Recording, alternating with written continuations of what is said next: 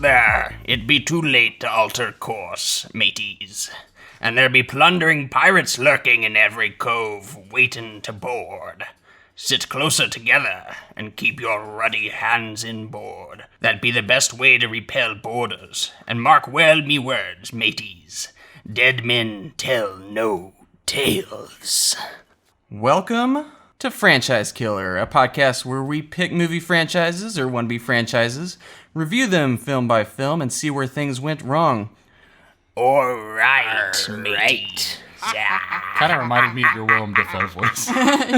They are kind of one and the same. Maybe he should have played a pirate in this movie. Oh, gosh. He was waiting for John Carter. He kind of does in The Lighthouse, though, when you think about it. Yeah. Kinda. So today we're talking about Pirates of the Caribbean, or Caribbean. How do y'all say it? I say Caribbean. It's a Caribbean. I go back and forth. Yeah, I feel like I go back and forth too. For the movie, I for the longest time said Caribbean. That's because, they officially stick. stick to that one way of saying it consistently.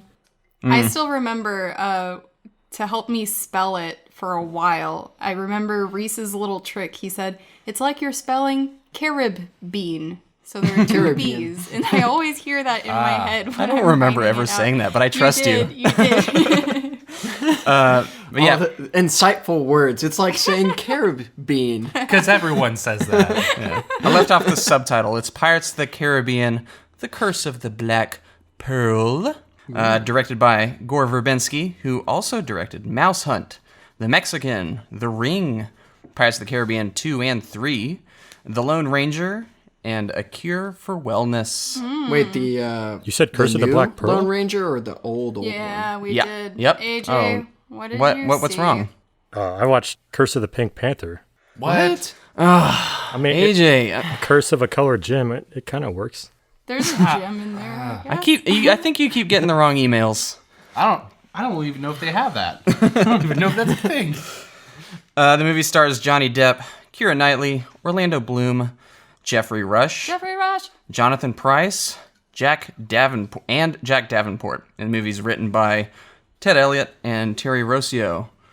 I am the host of this podcast, Reese. For now. You are David. And you are Irina. And you are I'm Noah. And in a distant land we have Distant land of Louisiana is AJ. On this podcast, we first go over our thoughts on the film before revisiting it for the episode. Then we dive into the story, break it down bit by bit, and talk about the more significant moments. Then towards the end of the show, we give our brief reviews and numbered scores, along with an analysis on the health of the franchise and whether or not this film hurt it. So guys, do we even have to do this part? Everyone has seen Pirates of the Caribbean. Yeah. But I do want to get y'all's first, what were y'all's first impressions watching this movie way back in the day? We all saw it when we were, 13 or younger? Something like nice. that. I saw it when I was 9. So how about you, David? This was actually very impactful for me because this was right when I moved from Georgia to Ohio. I was like 9. We were living in an apartment, and I remember my dad being like, this is a cool movie that just came out. We're going to go see it. And I remember my mom like, oh, you shouldn't take him to go see that. That's a scary movie. And I was like, I want to go see this. So it was like a special day that my dad kind of like snuck me out at night, and we went and saw this movie. That was my parents with The Mummy. Really? Yeah. Yeah, that sounds like opposite of your character these days. Yeah. Normally you really shy away from I scary didn't know movies. back then that I didn't like scary movies yet. And this is where you learned? This is the one where I was like, oh, this is doable. And then I realized that not other movies are this balanced with scary. They really funny. got you with The Sixth Sense, didn't they? It did. I'm not going to lie. That scared the crap out of me. That movie could still be scarring. There's a couple scenes in Sixth Sense where it's just like, all right. Cool. We were watching it the other night, and I was still like turning my head the Yeah, whole time. I'm like, the nighttime scene where he's under the blanket. Mm-hmm. Yep. Or That's a little when he's walking creepy. down the hallway and he's like, Mom? That's the more creepy moment for me. Yeah, or the attic scene. Anyway, I digress. But it was a very important movie for me, and it was definitely one of my favorite movies. Very formative, as they would say. Yeah, Yes. Very. Well, I guess I speak for all of us who are siblings here.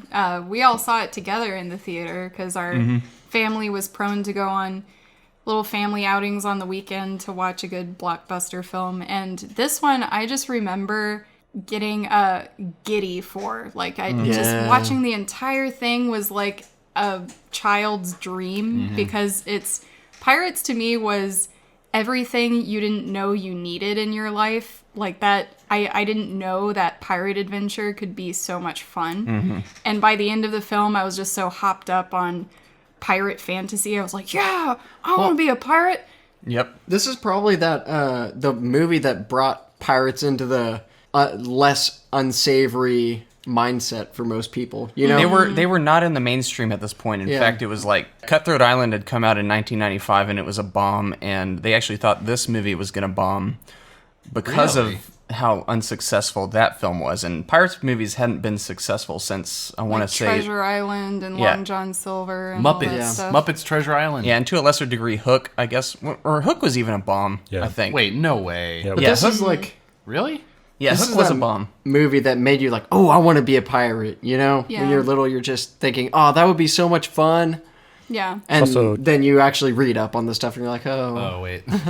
Yeah. Yeah. This was also Disney's first PG-13 movie.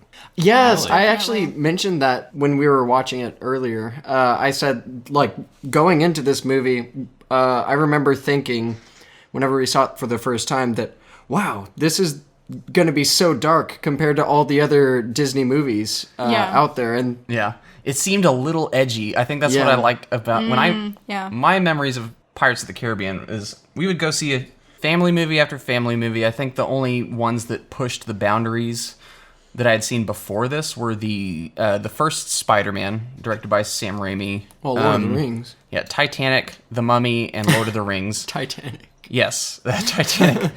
That one was actually the most scarring for me. Yeah, it would be. Because that movie should be, when you think back on it, that People falling from Hitting the disgustingly high propeller. places and hitting bars. And No, like, the ship propeller. But yeah, this movie was like the perfect blend of, that the family swashbuckling element Yeah. with the slight tinges of horror, grand adventure, twists and turns. Yeah. Just all of that. It was the complete package. And a very immersive Also- world. Yeah, I remember walking out of this movie and proclaiming to the world, "This is my favorite movie Yeah. of all time." And since then, I'm not at that level yet, but I still look back on this movie with total admiration. Yes. But let's get to AJ. What were your first impressions of Pirates of the Caribbean: The Curse of the Black Pearl? So I'm pretty sure I didn't see it in theaters, but I do remember seeing it on DVD when it first came out with my family. I think it came in on Netflix before Netflix was streaming. That's how old I am. But yeah, definitely entertained as a kid. So Entertained as a kid. Positive. no, and just to echo like basically what y'all have already said is it's got that kind of little bit of a thriller element, at least for the younger audience. Oh, yeah. With the ghost story aspect of it, and obviously Johnny Depp's iconic character, and is still kind of an iconic character. So Yeah. Immortalized. All right. A few other little tidbits before we get into this. I did want to go over a brief, I wanted to go over who they had planned to be cast for Oh, okay. the main three roles. I actually don't know and this just, yet. tell me what y'all think of these, because I was Gotcha. just kind of going through the IMDb as I usually do, and I was Yeah. fascinated to figure out the people they had planned for some of these big roles. It's very what would that have been like? well, Lay I it guess on you me. bring that to, again, Lord of the Rings and the weird castings that could have happened. So listen to this. For Jack Sparrow, we had none other than Jim Carrey considered. Yep. No. Hugh Jackman, Okay. Robert De Niro, Wait. For Jack Sparrow? yes, who declined this movie, and then Pirates of the Caribbean was very successful, so then he took the pirate role in Stardust. Dang. Michael Keaton and Christopher Walken. What the heck? Okay, here's These my are all theory. Here's weird. my theory with this. Yeah. This seems like one of those characters where they probably had an interest in certain actors, but they were waiting to see who they cast to let that person create Yeah. the persona. Yeah. You know, Hugh so- Jackman's the 'cause only that- other one I could see Yeah. working. Yeah. Yeah. I Christopher think he had long Walken, hair can you in 2003 imagine? too. Oh, Yeah. gosh. Christopher Walken's just like, about 3 shillings, and we forget the name. And it's just weird to think that they were actually aiming for an older Jack Sparrow in some of these cases. Well, yeah, Robert De Niro That's and Yeah. pretty old. yeah. All right, let's move on to Will Turner. So we had Jude Law, Ewan McGregor, Okay. Tobey Maguire, Okay. Christopher Masterson, and Christian Bale. Who's Christopher Masterson? That's a good question. That's a good question. So everyone actually, other than that one person we don't know, like Yeah, I who? can sort Well, of see. I don't know. all of them sort of I don't fitting. really see. Oh, did Tobey you watch Maguire. Malcolm in the Middle? Oh yeah. Um, Yeah. He's the older brother, Francis. Oh. Gotcha. Yeah, that guy. Okay, I could have seen that. That kind of fits. And lastly, Elizabeth Swann, we had Amanda Bynes. Ugh, Ew, imagine no. that. Oh, no. Jessica Alba. Okay. And no. here's the most I don't see promising. her in Here's the that most role. promising one. Jamie Alexander, Okay. who played Oh. Sif in. I like her. She would have been able to do that, yeah. Yeah, so interesting to think that this could have been a much different. I mean, maybe much different type of movie under different circumstances. Well, you put Robert De Niro, who was actually offered the role. Yeah. It would have been a way different Wait, I movie. want Christopher Walken with Tobey Maguire and whatever Hillary Duff or whoever you said. Amanda Bynes. Amanda those- Bynes, same thing. Those castings just make me think of, the Man in the Iron Mask, where Leonardo DiCaprio and I don't know who else. Like is a in it. ragtag. Also, Yeah. once upon a time, Steven Spielberg was interested in helming this movie and tried to acquire the rights to Pirates of the Caribbean, which this is the sole case where I'm glad it didn't go to Steven Yeah, Spielberg yeah. because this was the time of him directing Hook, which I'm honestly, I watched Hook recently. I don't think it's that good. I'm sorry. I know people are gonna come at me for I'm that. gonna come at you. I just Well, it's Steven Spielberg's had some duds. Yeah. Here he's and had a there. couple. Johnny Depp, I'm pretty sure he kind of really pushed to have the role of Jack Sparrow expanded kind of around his persona, and that evolved the film in its own right as well. Whereas yeah. more intended to be a story of Elizabeth and Will. Yeah, he really took to the part, and honestly, it's a good thing that he did, even if Yeah. it maybe boosted his ego to astronomical proportions. Well, it's like this franchise's version of Tony Stark, where it's like Yeah. they're kind of made for this role. You know, those two kind of are part and parcel with each other, Yeah. in a way. Although this, I guess, kind of went downhill. But Yeah. Anyway, let's get into here, the don't story here. That's right. We're doing that. You all ready? Yeah. Yes, I'm ready. ready. All right. Should I do this in a pirate voice? No. No. David, Resounding no. take it away, David. In the early 1700s, the HMS Dauntless makes the passage from England to Port Royal, Jamaica. On board the ship are Governor Weatherby Swan, his daughter Elizabeth, Joshua Gibbs, and Lieutenant James Norrington. While navigating unnaturally thick fog, they encounter a flaming shipwreck and recover a surviving boy, Will Turner. Elizabeth discovers a golden pirate medallion around his neck and keeps it in order to protect him from the law. How many of y'all saw a similarity to one of our previous episodes? Master this and opening, Commander. Yeah, it's very Master and Commander.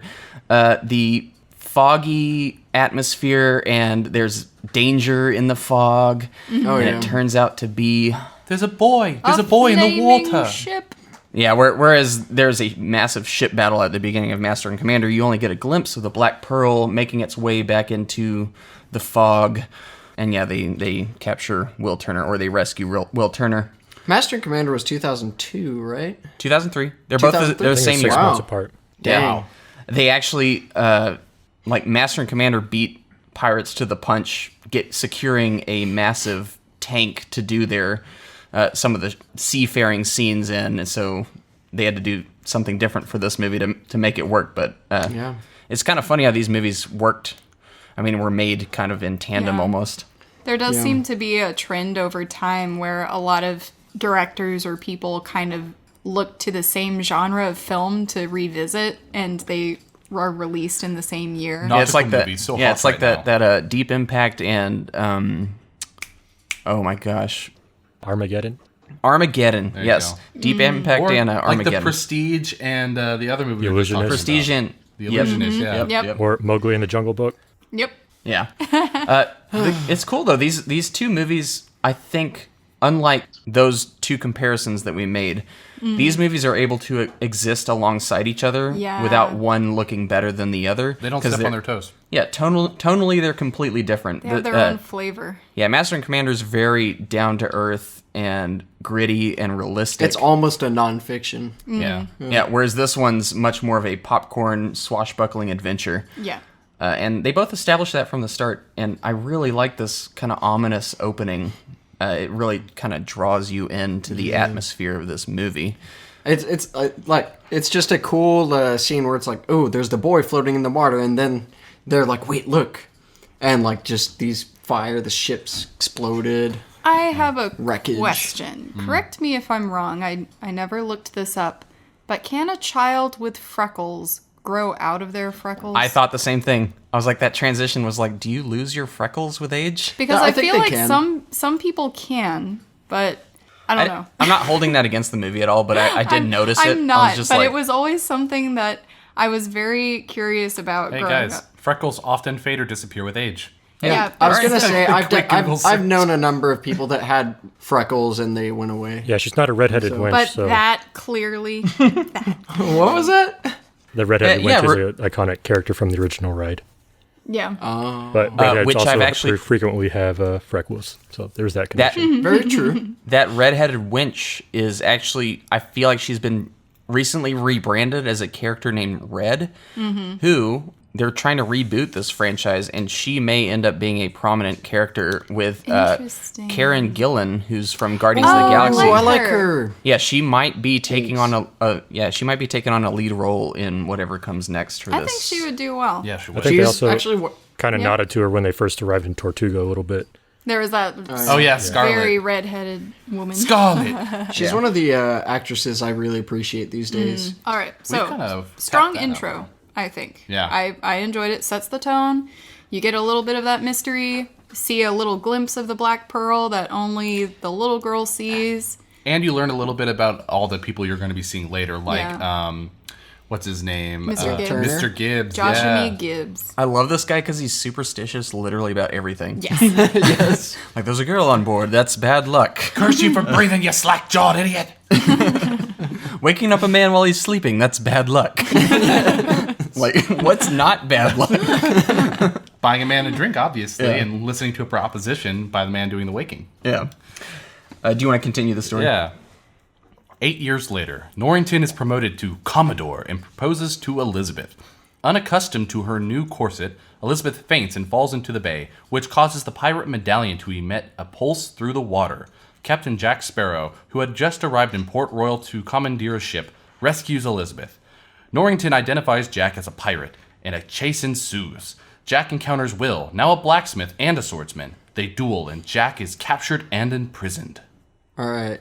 So this is one thing that all three of it, David, Irene, and I, we watched this together earlier. All of us have agreed on upon watching this again and analyzing the movie. We absolutely love Norrington. Yes. Yes. That's so, the one like, thing. That's the one thing that's yeah, changed. from- Exactly. Yeah. So we watched this when we're kids, and I think most people will agree.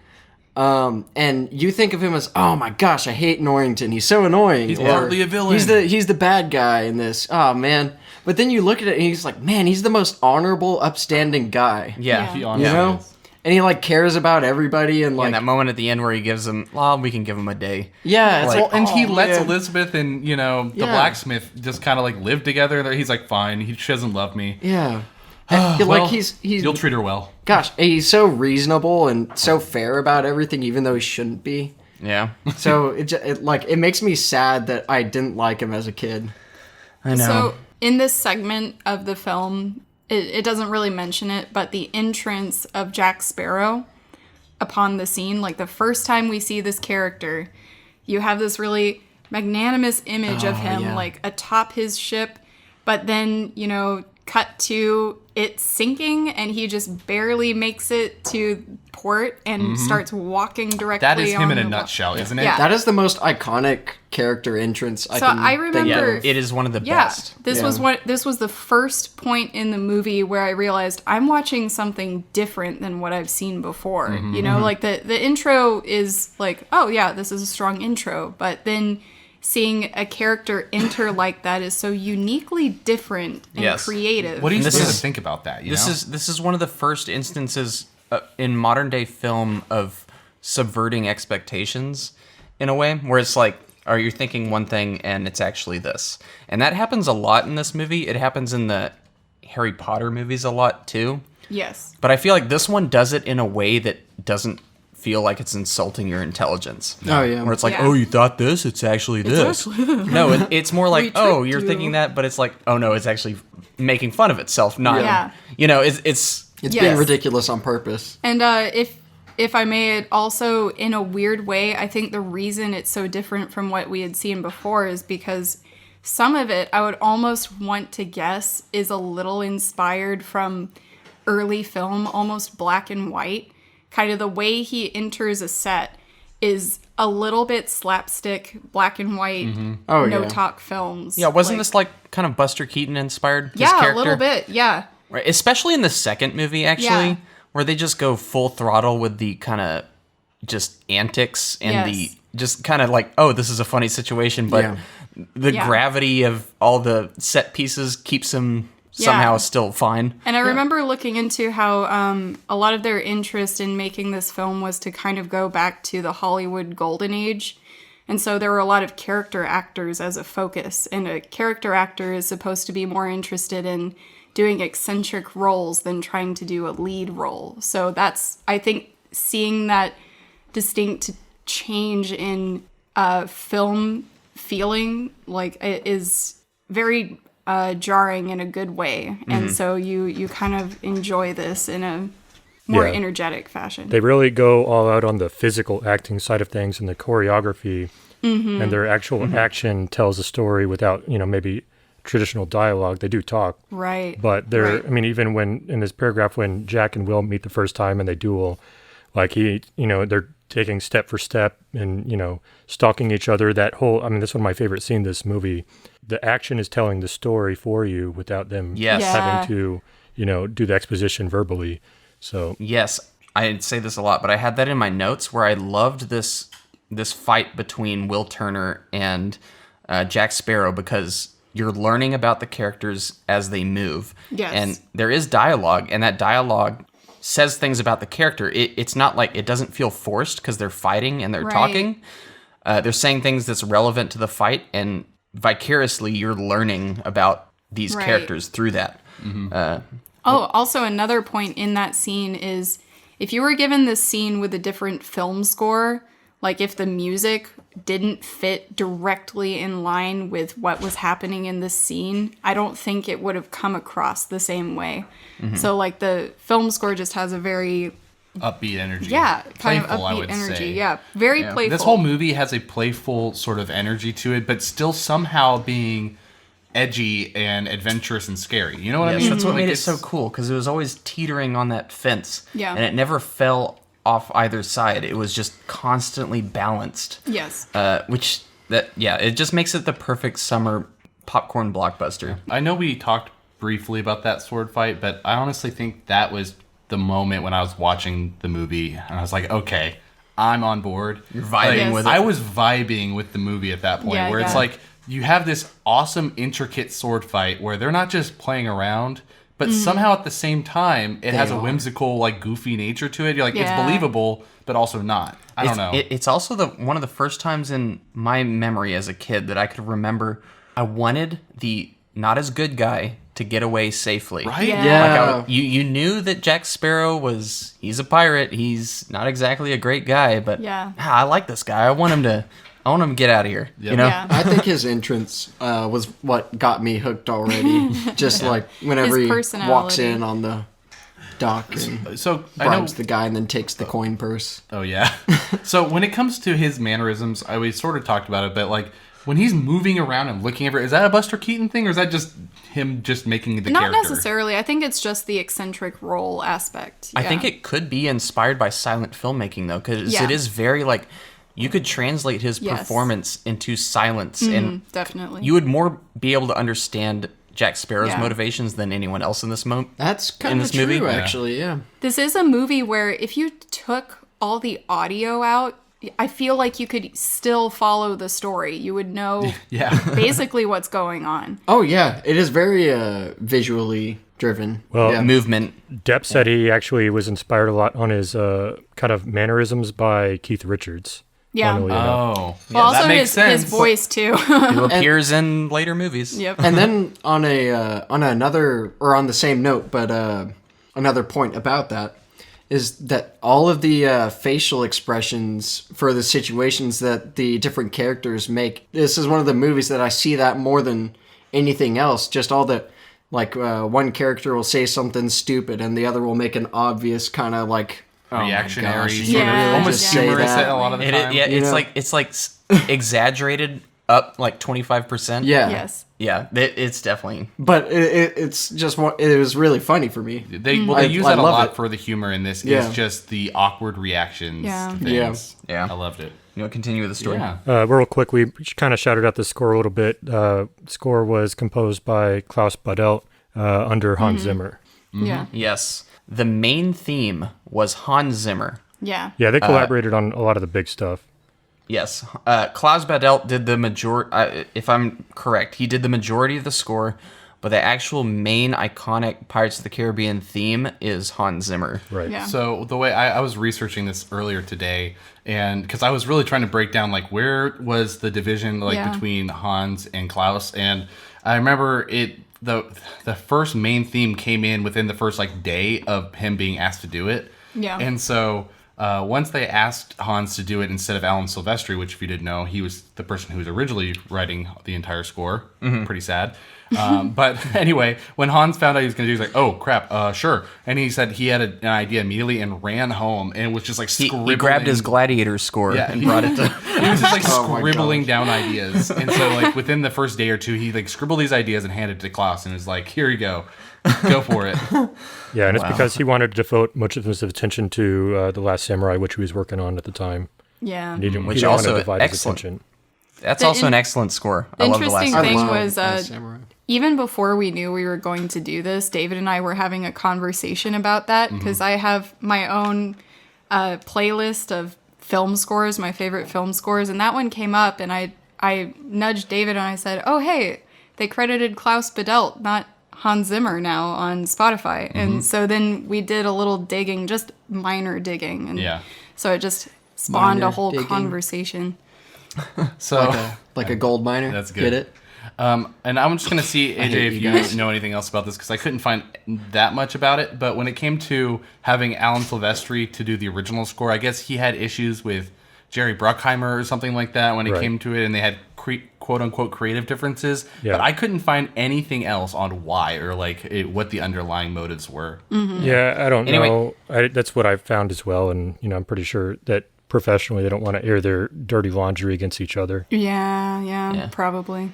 Anyway, which is to to cap be this off, commended, and they're not just throwing each other into Yeah, the yeah, that's- mudslinging contest. So Yeah, that's admirable. despite the politics, this is one of the most iconic scores. Of all time. yeah.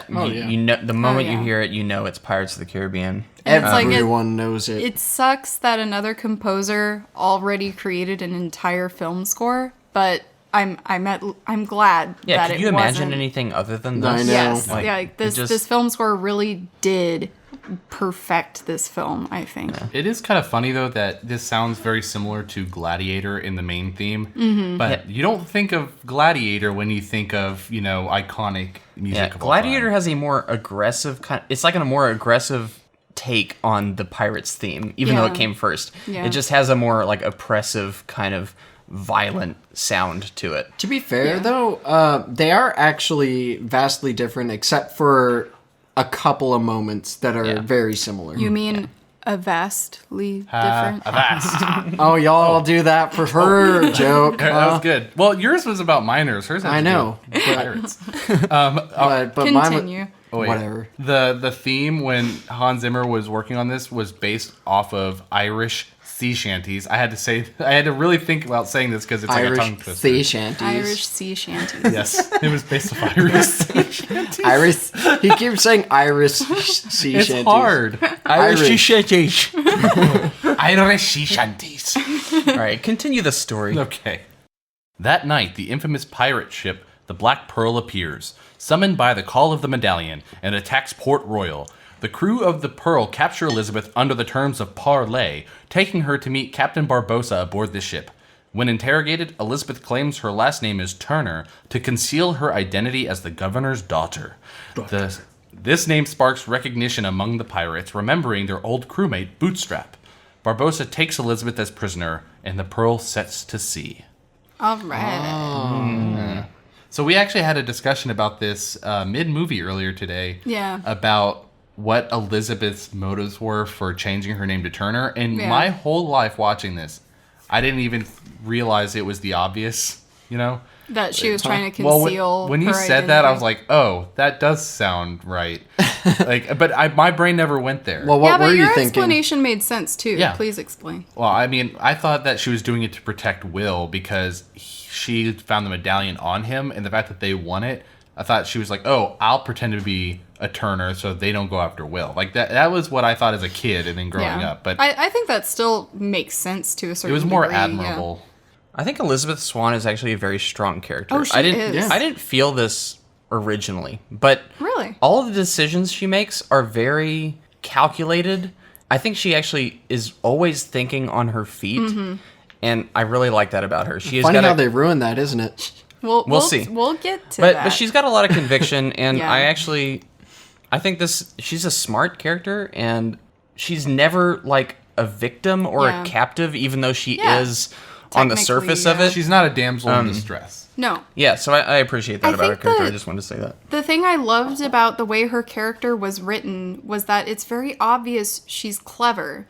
And she does have a little interest for the adventure, a little bit for, The pirates. the pirates. And especially with the intro, I always kind of associated her with, like, the parents, they have a child, and that child is, like, normal on the outside, and then they're all like, I really like skulls and blood. And they're like, shh, we don't talk about that, And you find them like decapitating squirrels and making gloves out of their fur. Okay, she's not a serial killer. The thing I loved about her character was that up till that point, as a kid growing up, anytime women were depicted in film, I was so disappointed and kind of humiliated because they would try to create these heroines that are like, yeah, I'm tough, I'm as good as, all the guys and whatever. And I was just like, this is embarrassing. But for her, it's like they utilized her strengths and made a believable character that I could get behind. Yeah, they didn't make her physically powerful, but she is. Yeah. She's smarter than everyone on the Black Pearl. Definitely. I feel She's the word I associate her with is resourceful. yes. She's very resourceful. The cool thing is they bring her on board thinking, oh yeah, a helpless female, but they quickly realize she's a lot more witty and calculated. Well, than she especially comes with the across. medallion when she holds it Yeah. over the edge. And then you have Will Turner, who's kind of a dummy. A little bit. So, no, okay, this is the thing about those characters. I think you need a little bit of everything. Yeah. I think that Elizabeth is cool, calculated, and resourceful. Will Turner acts as that star-crossed lover where he's driven mostly by passion and the will of his heart. The will He is his heart. intelligent in a certain way, but He's brash, though. he's very brash. Too Turner. brash. Too rash. Yeah, upon first watching, he kind of has that naive air about him. But then I realized that he actually is fairly intelligent in his own right, because Yeah. I think it's less naivete, where it's more of him just kind of being a goody two shoes.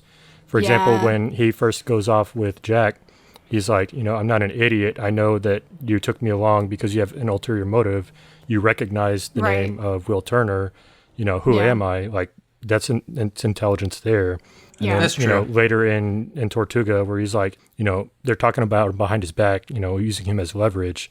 He kind of Right. he overhears that, but he doesn't immediately act on it to show his Right. cards. He's, he just takes it in stride, takes the Yeah. information in, and then, when it is necessary for him to use that information, Yeah. he does use it. So I don't think he's a dummy.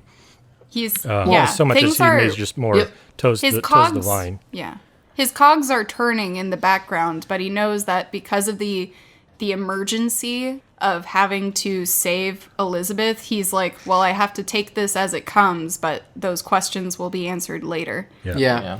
To be fair, though, he should have known that Norrington was gonna do his best work. He For had to that. try. Yeah. Also, that the moment that comes to mind is when he proclaims himself to be Will Turner in front of everyone earlier, which in the moment is a good idea, but he doesn't ask for the right things. No. Yeah. Or, you know, he should have known that Barbosa was kind of a crafty negotiator. Yeah. And to make fine print in his wishes, which he didn't. It's like a genie. But yeah, other than that, yeah, you kind of convinced me. He's not a dummy. He's just like, So I don't think he considers himself his own well-being in any situation or the consequences of what he might do. He has like an it's a end nobleness that Yeah. I think it's to further his character development from being, completely law-abiding to learn what it is to be a pirate, while still maintaining being a good person. I think of his character as encapsulating him as the artist. So he, like, immediately in the beginning, his first introduction, he's talking about this blade that he forged for the governor, and he actually, like, is talking about it with loving care about the ingenuity of it. And so I love this little detail in his character that he has more of a artist's mind, where he's driven by passion, he's driven by heart and nobility. And so he's not dumb. He's just a very emotive person. Yeah. Yeah. So I want to talk about a couple of the scenes in this segment. I really like the sacking of the city. Not really, but it's more just the Black Pearl coming into port and just They're trying to find the medallion. Yeah, right? Jack Sparrow recognizing the guns and the whole kind of just that fight. I think it's really well done, and I think the mini sequence within that, the one where the pirates break into Elizabeth Swann's mansion, is like a little bitty horror movie. Yeah. Oh, yeah. Because the moment they come in the door, blast the guy's head in. Oh, yeah. Yeah, and then come up to her room. Like, that is, like, genuinely terrifying. Yeah, it would be scary. Irina brought that up when we were watching it earlier as the scariest point in the movie. Yeah, the part that I find the most disturbing of this film, like, it is dark, but the most disturbing is the butler getting a gunshot to the head. Like, whoa, Disney! That Whoa. guy just died. Yeah, I wrote, yep, this is Disney's first PG-13. That's when I wrote that. It's like they don't directly show the impact, but, you know, It's the right aftermath. before, and then as he falls on his back. Yeah, and are we at the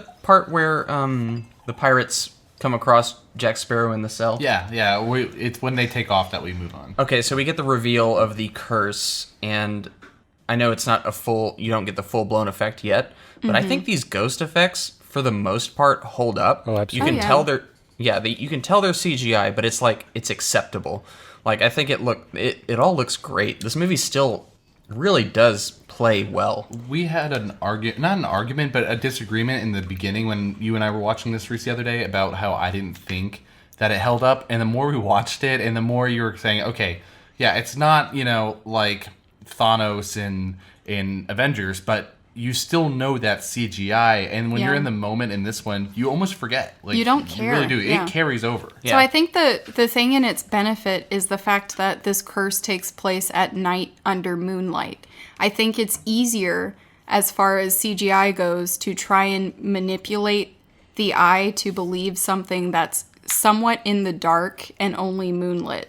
Because during the day, you have so many different things you have to factor in. Yes. Like the sunlight and then the reflection off of other objects. Whereas in the dark, you don't have as many hues you have to replicate or textures. I think these 5 years, this era of filmmaking, was the sweet spot of the balance between CGI and practical. Yes. Like, Yeah, we had Lord of the Rings, we had The Mummy, we had Pirates of the Caribbean. They knew the balance. Like, it was... Yeah. And then... Well, because they had to, because they couldn't do the CGI quite enough yet, but they already mastered the practical. If I had to pick an era of movies for myself that I like, if I had to pick one to keep, it would be this era. Like just 2000 to you know, 2010 or late something? late 90s to 2005. Yeah. Yeah, I Yeah. think CGI should be used sparingly, Yeah. and this movie uses it when it needs to be used. Yes. It doesn't make the ships CGI. It doesn't make the background CGI. I mean, it might touch up a few things here and there, like Right. scrub a few modern day ships from the background, but for the most part, it's like that is a real horizon that I'm seeing, and I really like that. You can tell when it's not real, and it's they real have a here. lot of real sets too. Yeah. Another thing, like in that jail cell scene, what this movie really does well on several instances that I found on rewatching it is foreshadowing. So even before we see the curse of the pirate sticking his hand through the iron bars, we have a shot of the moon and shining down on the bone that the dog had dropped, which symbolically is the moonlight exposing the skeletons. The movie really does this, really well in the beginning with foreshadowing. I thought it was pretty cool. This ain't the armory. On top of that, this movie does payoffs really well. It sets things up. It pays them off later. Yeah. I've noticed that consistently throughout this movie. It is such a complete piece. Yes. And there's even little comedic bits that happen early in the movie and then are paid off later. Yeah. And I'll bring those up. The one that immediately comes to mind, it's very small, but it's when one of the pirates grabs the flask of Gibbs, throws it in the cannon, and then it's shot to the other side, and then that ship's sacked that ship's destroyed, and then they're all on the other ship, and Jack Sparrow hands Gibbs the flask and says it's empty. Yeah. I'm just like those little details. think The it's micro thrown expressions on their face. And that's to the Continuity. credit of the direction with Gore Verbinski. I think he kind of ascribes to the Chekhov's gun theory, where nothing is extraneous. If you show something, then it needs to have a purpose. Yes. Whether it's gosh. immediately or later on. So Which is great. I fully agree with that. That actually makes sense the way they explain Jack's weapons in the beginning for the exposition almost, where it's like, you have a compass that doesn't point north, a gun with one bullet, and I half expected it to be made out of wood. Like, you get all of those things explained throughout and the Will, entire movie. kind of demonstrating his expertise with throwing weapons and his, swordsmanship and stuff. So yes, that And comes like the back in thing the I end I brought too. that up earlier. I never noticed the correlation. Yeah, he throws his sword right at the end of the movie to there's a save lot of Jack there's a from lot the- of mirroring and parallelism in the beginning of end of the Definitely. movies. It's really cool. Well, Yeah. also, like you were saying, as far as foreshadowing with Jack Sparrow's line where he's talking about this shot isn't meant for you. Upon watching it as a new viewer without knowing how everything goes, you could just interpret that as he meant to use it for something else and he doesn't want to waste it on him. But then later, upon realizing that he was only given one shot and he has this idea that he's saving it for Barbosa, you're like, oh, that's what that meant. I love those revealing moments. Gosh, and it's cool because like the whole time you don't exactly know. I mean, you can maybe theorize, but you don't exactly know. Like, oh, why is he holding that? And then at the end, they just have that. It was an epic kind of reveal. Yes. Yeah. And it was just beautiful. Not satisfied with the pace of the official rescue mission, Will frees Jack from jail to pursue the pearl and save Elizabeth, whom Will loves. Jack agrees to help Will with the ulterior motive of reclaiming the Black Pearl, which was taken from him in Barbosa's mutiny. The two commandeer HMS Interceptor, a very fast sloop of war, and head for Tortuga. There, Jack enlists Gibbs to help them put together a full crew. Commodore Norrington launches the Dauntless in pursuit of Elizabeth and the Interceptor. Okay, questions. Do you mean to tell me that everyone from the Interceptor abandoned that ship to go onto the Dauntless? Well, Norrington does do a facial face palm after he's just like, oh my gosh, my people are so stupid. Like, just like, Okay, I do wonder if did they even have a full crew on board? It was kind of cool because so they launched it immediately, and it was cool. There's a little scene where he's looking through the telescope, and he's like, "That's got to be the worst pirate I've ever seen." And it's literally Jack like flailing his arms, trying to teach Will how to use the sails and stuff like that. So he probably had a bit of overconfidence, and I think that was that miming over exaggeration of Will's kind of noviceness was It's probably still, like, to goad them into the trap. Yes. It's still it's a scene that would have been immediately fixed if they just cut to a shot of Jack Sparrow and Will Turner just throwing a couple more people overboard. Yeah. Like And, that's all you would have needed. Yeah. Well, there is gosh. also one guy who swings off and completely misses the other ship by miles, like that's what way I too love. late. So. It's like, what were you? guy. I had a theory. Tarzan's into the water. I had a theory about that guy. I was just like, that guy probably does not want to be on that ship. He's probably just like, get me out of here. I'm just going to swing into the water. And then along with that, Chekhov's gun theory with no prop going unused is when Jack and Will are going under the canoe, under the water to get to the boat.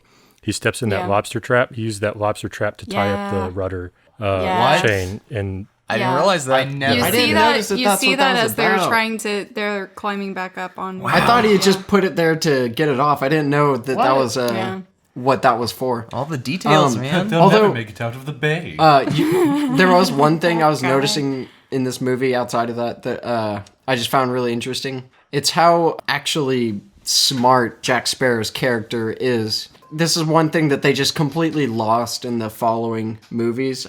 But it's that almost everything he's doing, he has a plan for. And he puts on this air of being a fool.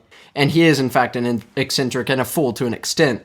But there's a lot more going on back there than it looks like there is. Yeah, you're right. In the first movie, it's like it was kind of this intention of him to come off as this eccentric character. Even though it is him, it's to kind of mask this ulterior motive. Yeah.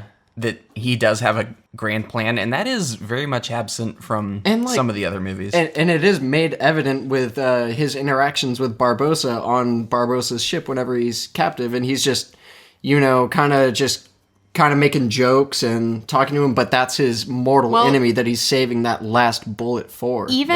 Especially, I think, one scene that we sort of glossed over that happened earlier is his talk with those two guards that were trying to keep people from getting onto the ship. Yeah. So I think he's one of those where he hides in plain sight and he's opportunistic and he's been at this business for so long that he knows how to play people. Oh yeah. So he knows who his audience is, and if he can get them talking and distract them, he can move on. Yeah. I'll say I watched this movie almost back-to-back, if you consider back-to-back being one day to the next day. Pretty much. With the fifth movie.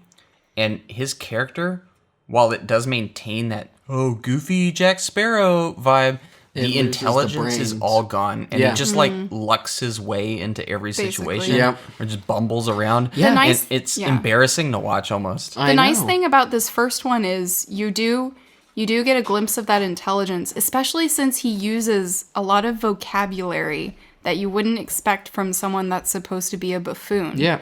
So you kind of want to question his history and where he came from exactly.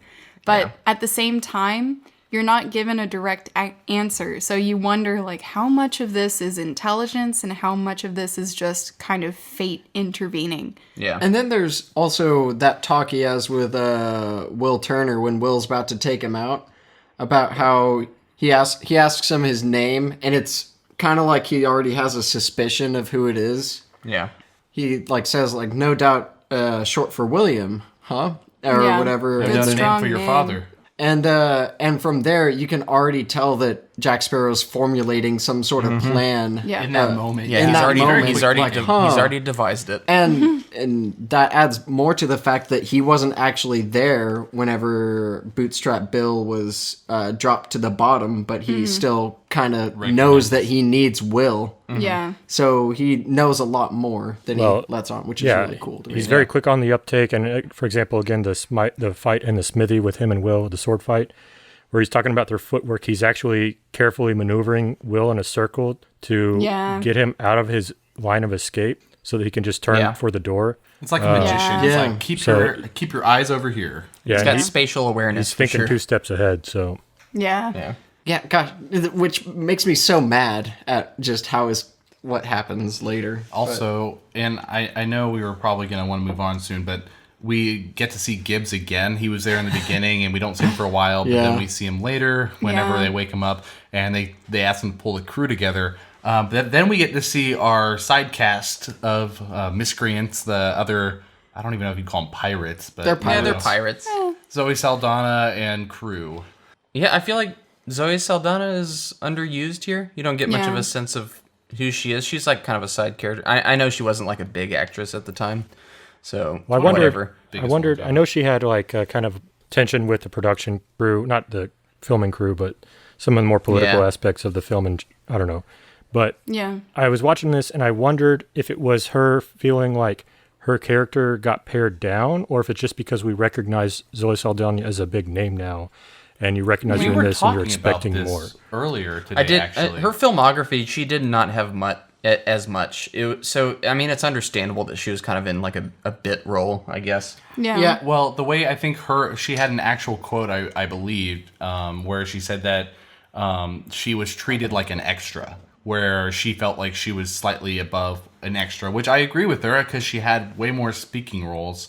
But at the same time, I can imagine that, they had a lot to do in this, and she was paired with extras. She was the only one speaking in that grouping of people. Yeah. And she was new to the scene, and I can imagine her imagining that this whole thing was going to be the biggest, Honestly, though, if they're considering Karen Gillan for a new movie, I I was would also love that. thinking back on Zoe Saldana. I think if they wanted a female lead, you could also go back to Zoe Saldana because she's kind of she's a bit of a big name, not the biggest name, but she's She's the She's second one of highest the paid bigger- actress in the world after Yeah. yeah, that's because of Avatar though. Avatar Oh, yeah. and the MCU stuff and Star Trek. Yeah. But I would say she's never in like a full-on leading role. Yeah. She's had big roles, but she's always she's in a lot of big movies, but never like the figurehead Well, of she's that movie. in big roles that happen to be main roles, but without being the main character. Yeah. Yeah. But they've already kind of given her a bit of an origin story as a pirate who wants to, have a ship. Yeah. But whatever. Just a little You bit. can leave They that on never the table, really that's go further with her character. And, In yeah. fact, is she in the later movies at all? No. No. No. Yeah, this was it for her. I think in Gibbs says early on, or several times in the movie, that women on board, pirate ships are bad luck, but she's obviously the contradiction to that with Yeah. Elizabeth. But Anna Maria is her name, and I think like two of the most famous women pirates in history, Anne Bonny and Mary Read. So you still have to kind of, if they wanted to do that remake, like you said, Reese, they had to have something to kind of follow. Oh yeah. Yeah. Definitely. Give her a movie. And she Yeah, is I'd like her. Caribbean, Dominican, and Puerto Rican, I think, ethnically. So Yeah. Oh, it almost So seems So like she a would even, no-brainer. she would Yeah, just yeah. fall right in line. With a following movie, I'd have to say I hope that they don't have Johnny Depp in there. As much as I love him. I would this. want him in a cameo Yeah, type of thing. I'd be where down it's for a just like- cameo, but I reference want of some kind. I'd want it to be a fresh slate with all like new actors and actresses. Yeah, Yeah. he needs at least Yeah. one movie break. Yeah. And then he can go into like a legacy role like Harrison Ford or Luke Skywalker was in, Yeah. Yeah. Star Wars. Yeah, I might be salty too if I had less lines than a macaw. So the parrot, Yeah. Cotton's parrot. Wait, did the parrot have more lines? I'm just guessing, but it I was kinda going to seems like say, on the I don't surface it think might. so, but it's up there, yeah. Yeah. All right, moving on. Aboard the Pearl, Elizabeth learns that her medallion is one of 882 gold pieces that Barbosa's crew took from a treasure of Hernan Cortez on Isla de Muerta. An Aztec curse, and the treasure condemns the pirates to exist as undead, revealed as corpses under moonlight. Though now immortal, the condition renders them unable to enjoy anything corporeal until the blood debt is repaid and they return all of their plundered gold. So I'm gonna mention just one thing that I actually really enjoy about this film, and Gore Verbinski, I guess, paid homage to a lot of the original Disney ride moments. And so one of them obviously is the sacking of the town, but here in this scene, when Barbosa is drinking the wine, you know that part? There was actually a part in the original ride where you're passing by a pirate that's drinking wine and it's passing through the rib cage. Really? Yeah, down the trachea to the rib cage. So just like one of those little Easter eggs right there where you're like, oh, that's on the original Yeah. ride. But Actually, he quite a weaves few of it those in the into the movie. plot. Yeah, I did is. want to quickly call out that scene too where Keira Knightley or Elizabeth Swann is first introduced to the undead crew. I know we kind of glossed over it a little bit. That was such a cool reveal of these undead, ghostly crews of the ship. It's yeah. That was a game changer when I first saw it too, where I'm like, oh, this is scary. Like, this is, Yeah. Oh, this a is scary scary. moment. This is scary. Little child David. CG skeletons It was playing. scary. This is spooky. Okay, you I don't know cannot if I tell me can you handle guys this. didn't think that there was some scariness to that. I as a wasn't kid. scared. scared. I was actually intrigued. I was like, Yeah. oh, this is awesome. Whatever. Yeah. Right, to get back So- on this though, like the music though too, Yeah. I mean, oh my gosh, Really this whole ramps up. The scene. music's fantastic. And even when Jack, So- the Capuchin monkey, just like rears his head, it's like screeches at you, his skeleton. Yeah.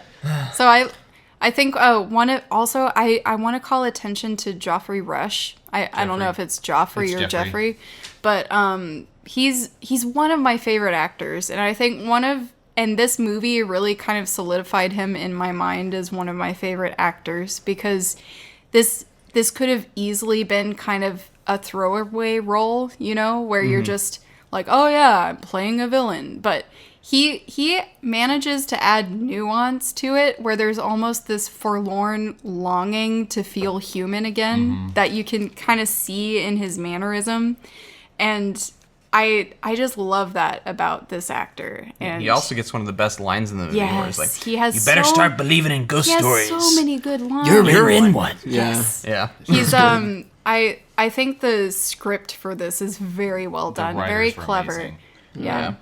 To go back Oh to my like gosh. when Elizabeth and Barbosa first meet, and you were talking about Jack's intelligence, you know, it's also flipped on Barbosa's intelligence. When they first meet, Elizabeth's obviously, you know, higher class, educated. Yeah. She's using, you know, words Definitely. like acquiesce and all that stuff. And Barbosa's like, we're Yes. just mere pirates. You know, Yes. speak plain English to us. And then he flips it around. And he's like, I'm disinclined to acquiesce to your request. Yes. Means no. I love that. So, Yeah. and then he obviously uses the semantics against them with, you know, the monkey's paw kind of how your wish is granted and that kind of thing. The Right. semantics of how he finds the loopholes to exploit them Yes. and all that stuff. So, I also love how the setup of this curse is complicated but not convoluted. Yeah. It's like you have to have all of the coins and you have to have the blood of The person that took it. Yeah. Yeah. It's just enough to where it would be an arduous task for the pirates to get everything back, Right. but not insurmountable. well, Yeah. especially Like, like yeah. nearly 900 gold coins that they've already spent like crazy. Like, imagine tracking all of Yeah. those down. Yes. Oh, gosh. So you get Well, a if they sense give of you a what they've little been worldly through. signal every time they hit the water, it shouldn't be too hard. That's true. I know that part where they explain that they have to have will because his dad took one. You know, we are just for people listening. I know we had a conversation Oh, about yeah. it because it wasn't clear. Yeah. How Will's dad, you know, died. They kind of like Yeah. threw him at the bottom of the ocean, but he already took a coin, so he was already undead. Right. But actually that was there. They left him there for an eternity. And, you know, when he was down there at the bottom, after so long, you know, Davy Jones came by and he actually made a deal with him. That's why he's aboard the Dutchman. He's just like, hey, so I don't have to stay here forever. How about I just stay on your ship for 100-something years? Oh yeah. Wait, what? I don't know if they necessarily needed all the other pirates' blood, but that was the reason why they couldn't find Bootstraps like to get him to put the coin in. So they had to have his offspring's blood because that connected him to Bootstrap in order to put that coin in and have it. I don't Also think most of them just had to toss the coin in. No, they all needed their blood. No, because Jack Sparrow at the end Yes, doesn't. he did. He does. You Yeah, see so him- no, I was does? actually right there with you. I had to watch it again because the timeline was kind of hazy for me Yeah. on like when Bootstrap's insubordination was, like all Yeah. the timeline of when Jack was marooned, all Yeah. that stuff. It was kind of hazy, so I had to watch Yeah. it again to kind of piece it together. And Right. you're right. I didn't think Jack got his blood in there to turn back, but there's actually a really quick scene where he slices his hand at the Yeah. end Oh, Yeah. and tosses okay. the coin to Will. Yeah. Well, then never mind. Yeah. I So- stand corrected. I Yeah, think they that crossed all the Yeah. the Well, marks. well, here. the thing is, it would have made sense the other way too, yeah. though. So Like, I think at this point, before they know where the last medallion is, it's just they've lost Bootstrap, they don't know where he is, and they don't know where the coin is, so they feel like they're, damned to this life forever. But then once the coin hits water and they're called, they're like, whoa, maybe there is a chance, and then we still could find Bootstrap, you know. So I miss yeah. villains like Barbosa. Gosh. yeah. speaking of this villain, I'm also going to just for this moment, because I really appreciate the costuming in this film, call attention to the silhouettes of all the characters. And if you don't know what I mean by silhouette, it's a little more as far as fashion and character design. It's an Oh, exact yeah, you're silhouette right. of characters where Yeah. each one of them is unique to the distinct, point where yeah. if you saw them from a distance, you know exactly which character it is. Or just their shadow And that's- on the ground. You're like, oh, that's Jack Sparrow. Oh, that's Yeah. Barbosa. Call out to the costume designer for that, because there are a lot of scenes with fights and sequences where it would be easy to lose all these people Didn't in even get an just the Oscar mayhem. nominee. Yeah, Nomination. to lose people in the mayhem, but you're still able to follow who's fighting who, what's going on. Yeah, and at the same time, though, they don't look so ridiculous that you think, oh, you wouldn't Yeah. find that in this time or whatever. I mean, perhaps if you actually are a historian and know about that stuff, Yeah. maybe you're like, oh, you absolutely wouldn't see that. But Right. for the unlearned eye, as I am, They did get a nomination for looks makeup and pretty good. hairstyling. They Yeah. did, and I saw that, but it's not costume. Yeah. It's not. It does a good job of making even minor characters feel more important than just getting lost in Yeah. the background. Definitely. And Pentel and Rigetti, and they mirror Murtaugh and Mulroy, the two soldiers or Marines, Yeah. with the comic relief. And they don't do comic relief over the top. It adds just enough to kind of keep it lighthearted and keep you moving Right. forward without just being like, okay, this is just stupid. Like, get on Yeah. with the actual seriousness. But Exactly. yeah, I mean, their bits really give each character an identity without, keeping them out of the main storyline, but also just giving Right. life to the movie.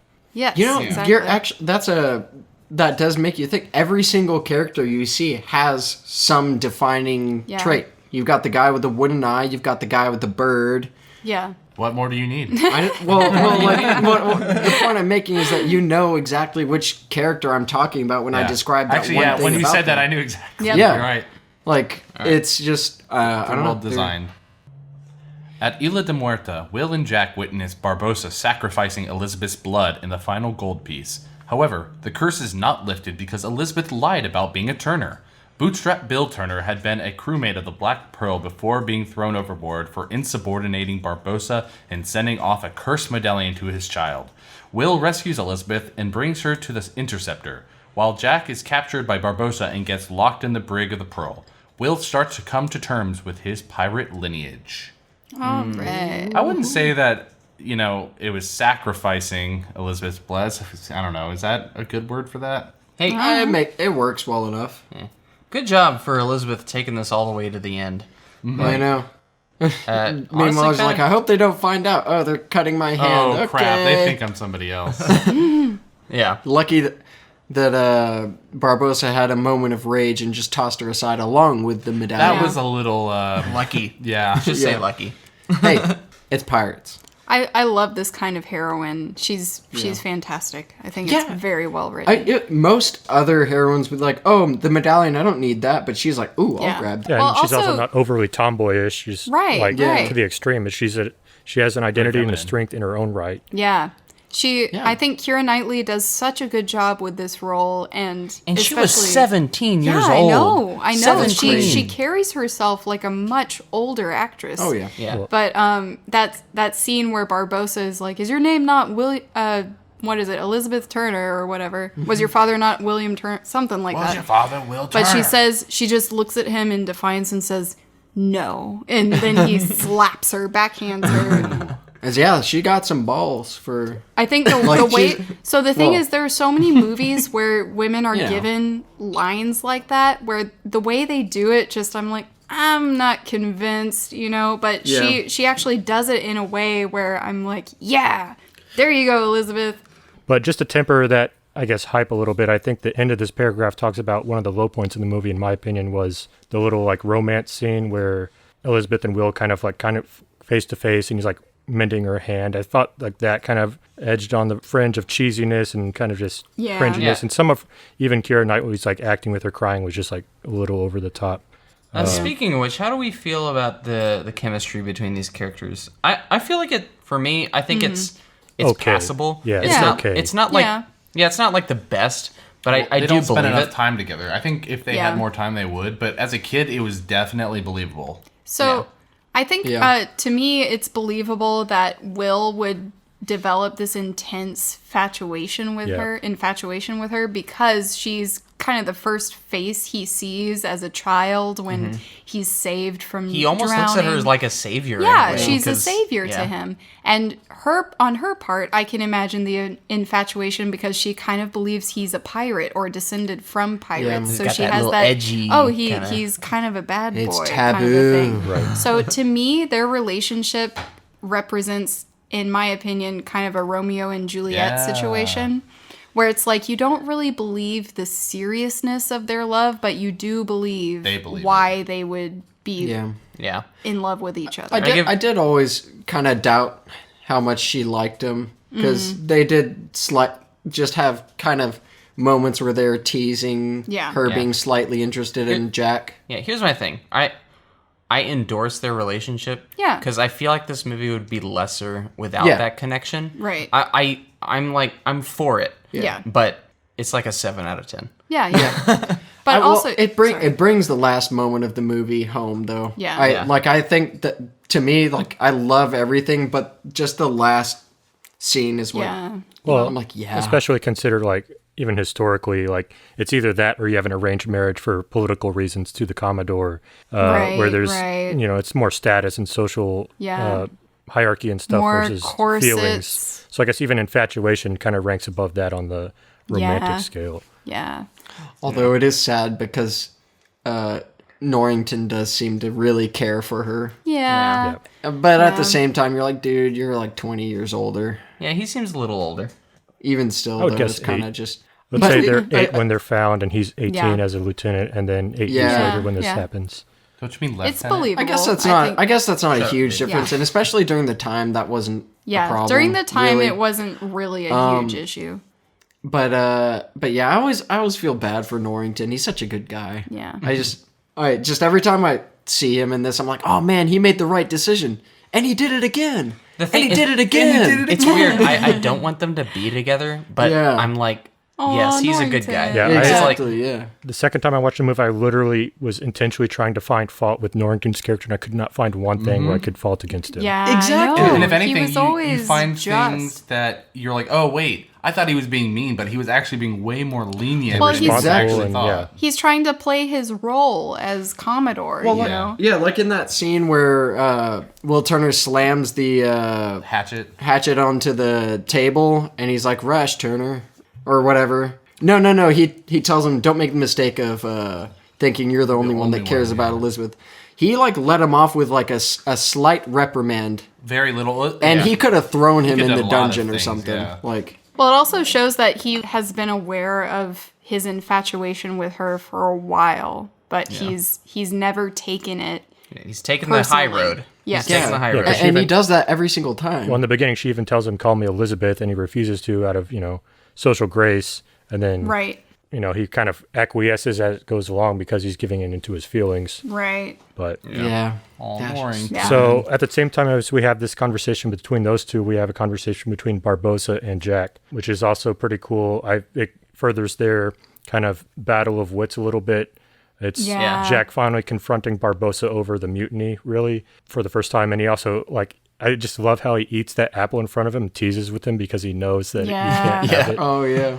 But yeah, and you can see the Barboba. Wow. Barbosa's looking at him with disdain, like, I hate you. I'm just going to say, and you brought it up earlier, but it wasn't until this rewatching that I picked up on it, and I've seen this movie a lot of times, is the subtlety of Barbosa wanting to feel human. Yeah. Yeah. Yes. I did know he wanted to, like where he gives a speech about feeling the salt of the air on his cheek and stuff, but when you see the subtlety of him watching people eat or watching Jack eat the apple and how he carries an apple with him at all times, I didn't notice that. Here's a little symbolism. Surprise, surprise. What's the apple associated with biblically? Life. Adam and Eve. Yeah, so Adam being, the proto-man, so that humanity which he's trying to reattain. Yeah. Yeah. I didn't even, I hadn't Being really thought about cast that. out of Eden. But they have a lot of just cool stuff in this movie. Yeah, and then you, put it forward when they completely ruin his death by making him, oh, he's alive again. Also, well, we'll get to that. I know, but we'll, still. we have to alert. save ourselves for when we Everyone get to knows. those films. All right. But I haven't seen them all yet, another yeah. Oh, I'm sorry, spoiler. Another example of Jack Sparrow playing to his audience, where he's taunting a little, still kind of playing the buffoon, but also dangling a carrot in front of Barbosa. So he knows that Barbosa, he can appeal to his ego a little bit. Oh, yeah, like Commodore. Yeah, Commodore, knowing Buy you a big Barbosa. hat. The big hat, yeah. Yeah, and he already has a huge hat. He knows he likes big hats. He's got that Napoleon complex almost. Oh, yeah. He does. But to be fair, he amounts to quite a bit by himself when you just look at him. He's an intimidating guy. No, he's honestly probably a more competent captain than Jack Sparrow would be. Yeah. Yeah, he holds a little more command, but I just like his line in the beginning where he's like, "So you have heard of me," Yes. It's such a good line. and it just mixes the legend. Like we kind of glossed over it in the plot, but where Gibbs is kind of the machine for the exposition of what happened to Yes, Jack Sparrow, where yeah. he came from, his backstory, lashing the turtles together, and that kind of adds to the legend. Oh, hair. But yeah, I felt speaking that of was such a tastefully good done. way It to wasn't do like that too. in your face Yeah. about just let me just spit out all this stuff so you can catch Yes. up. It was still like enrapturing and just or engrossing rather, and Yeah. Well, Yeah. it What's- kind of fills in Gibbs' character. Yeah, where he just exactly. kind of loves telling stories, and he loves telling you what the lore is, or, oh, that's bad. That's kind of that same setting up a thing. Like he tells one story, and that leads to him being able to be that character that tells ridiculous exposition. Yeah. Can I tell that? I'll tell you that the lashing of the turtles story is foreshadowing to how bad Pirates 4 and 5 are. Oh 'Cause- gosh. No, well, not 4. 5 dabbles in the ridiculousness of like that doesn't happen, but you would believe that it would. Yeah. I'll just say that. Oh, boy. Anyway, continue with the We'll story. get there. The Black Pearl catches up to the Interceptor, defeats it in battle, and captures the crew. Will makes a deal with Barbosa to release Elizabeth in exchange for himself as sacrifice, but Barbosa exploits a loophole in the agreement, marooning Jack and Elizabeth on a nearby island. Elizabeth makes a smoke signal, which is seen by the HMS Dauntless. Elizabeth asks Norrington to rescue Will, convincing him by accepting Norrington's marriage proposal. That night, the Dauntless arrives at Isla de Muerta. Jack plans to lure the pirates out to be ambushed by the crew of the Dauntless. But the plan goes awry when Barbosa's crew covertly walks underwater to surprise attack the Dauntless from below. Elizabeth escapes the Dauntless and frees Jack's crew from the brig of the Black Pearl. They refuse to rescue Jack and Will, so Elizabeth sets out on her own while Jack's crew departs aboard the Pearl. Almost made it. All right. A lot happened there. Almost made it. So You wait, had a where did we Reese start mistake, on but that's that one? Where did we start on that one? Where do we start? We started with the Black Pearl catching up to the Interceptor to fight in the battle. I love this sequence because Yeah. it's just like a readying for battle, and it's an imminent threat. You see the Black Pearl in the distance with the mist behind it. Yeah. It's no Master and Commander canon scene, but I guess it's all right. No, it looks really good. It does. I think Because for the it's most all part- like practical. Yeah. Like the cannons fire, the smoke is everywhere. Like it's just chaos. I think it looks while I do think Master and Commander does it slightly better. Yeah. This one it's no slouch. Yeah. Like I think it looks genuinely good as far as ship battles go. I do have a question about it, though. Can you just shove random things into a cannon and Oh, I'm sure you can. It might not be In very desperate effective, but you times. definitely can. Yeah, it might not be accurate, but you can definitely blow random crap Well, out of a cannon. Because it's an explosion in the back that's yeah, launching the stuff language, and it forward. was absolutely done. Like if you're out of cannonballs, like you still got to do something, and basically a cannon, you have the powder basically pushing forward anything out of the barrel. So it's not exactly a complicated machine. So Yeah. and you still, like at the beginning of the scene, you still get that kind of sense of anxiety because supposedly the Interceptor's the fastest ship on the Caribbean.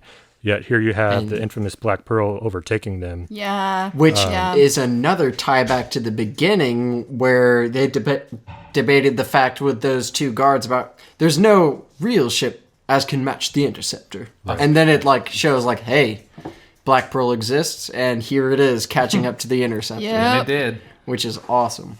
How does it catch up to the Interceptor with holes in the sails? Yeah. It's magic. Dude, hey, Abode of the Pirate Damned, magic. they all that skin and fat they have, it's not real, so it's much lighter. So actually, Well- you bring up a point that just leads me to an issue I have with the film. Just What? like one little thing is that up till later in the film, I kind of just assume it's kind of this ghost ship, Right. you Oh, know, yeah. because the entire crew are essentially ghosts, pirates. But then that, I don't know, it makes me wonder what happens when they are all back to life again. Does the Yeah. boat just kind of come back to life? And I think yeah, that echoes, there's a little bit of a tension between, I don't want to say studio meddling, but the studio chose the subtitle for this movie, The Curse of the Black Pearl, whereas, directorially he understood that, the Black Pearl itself isn't cursed, it's the crew. Yeah. And so it's a little bit Yeah, and the misleading. gold, right? Yeah. Right. So, but I think there's a bit of conflation there where, you have this kind of supernatural aspect of things, and so it kind of carries over to the ship. Yeah. And I guess it's also kind of why Jack Sparrow is literally trying to get his same ship back after 10 years instead of, I'm sure he could have, weaseled his way of command of, 10 other ships in the meantime. Yeah. So, Exactly. but no, I completely agree where you're coming from. There's definitely, I guess, so to speak, a plot hole in that regard where Yeah. some of the supernatural aspect of this movie, it doesn't really, there's internal conflicts. And Yeah. that just where I kind of have to say, okay, it's a Disney kind of, not dumb, but it's a Disney movie, a fantasy Yeah. movie. And- so And Yeah. fortunately, the tone is what it is, to where you just kind of, it's more easy to forgive it than Yeah. if something like Master and Commander were to oh yeah. try to pull some of the same kind of stuff. You wouldn't be able to forgive it because You it's would going think, for authenticity. Wait a or minute. they're literally like painstakingly, finding details on the rigging of the ship and the type of ship and everything. And Yes. this is Yes. obviously okay. It's a ghost story. Right. Yeah. So I really like the alcove that they constructed for the final sword fight between Jack Sparrow and Barbosa, and all of the just twists and turns that happen within this area. Like it's just a perfect amalgamation of set and actors and just plot Yeah. revelations. It brings to mind like Goonies in kind of a way, but in my opinion, better. I know that. Well, yeah. It's like, honestly, Yeah. I don't know. If someone thinks Goonies is better, Hey, That's Goonies- that's what I say to We you. haven't gotten to the fight scene yet, by the way. But Color red. We haven't? Oh, sorry. we're pretty close, though. What else do we need to talk about in this section, though? in this whole thing, it was more about the actual ship battle, it seemed like. And then, Yeah. Yeah. I split them Okay, apart because sorry. I think it would have been too I was big like, of a wait a paragraph. minute. Another thing I guess I took a little umbrage with was, I guess suddenly Elizabeth is suddenly in charge of this ship and all these pirates are taking commands Listening from to her, like her? to take Yeah. direction on the ship and how to maneuver it and fire and Yeah. stuff. Which, I guess, again, it's to be kind of fair, she- suspension of disbelief. Yeah, I think the only thing I could argue against that is the fact that this is a ragtag group of pirates. They haven't been together for very long to begin with. Yeah. So I that's the only I argument think they need have. leadership. But So, yeah, go what ahead. I'll vouch for them in this circumstance because their captain is on the other ship. Will is drowning, I guess. Will's drowning. or I guess he's about to be drowning. And out in this circumstance, she had kind of an idea about like what they could do, and Yeah. they first were like, "No, we can't do that." And then they're like, "Okay." Well, I think guess. it's a necessity thing because no one else is really taking command. There's Yeah. nothing else you can do, and she's over here like, we got to do something. Therefore, here's a Yeah. plan, and it makes sense, so people get on board. You know? Yeah, except for the Zoe Saldana's character, Maria Ann, was it? Anna Maria. Anna Maria. Well, I would say Close. Gibbs was also kind of a authoritative figure as well. I mean, Yeah, even definitely. they deferred to the code, and then that's something we haven't really talked a lot about, where they make a lot of mention of this pirate Yeah. code.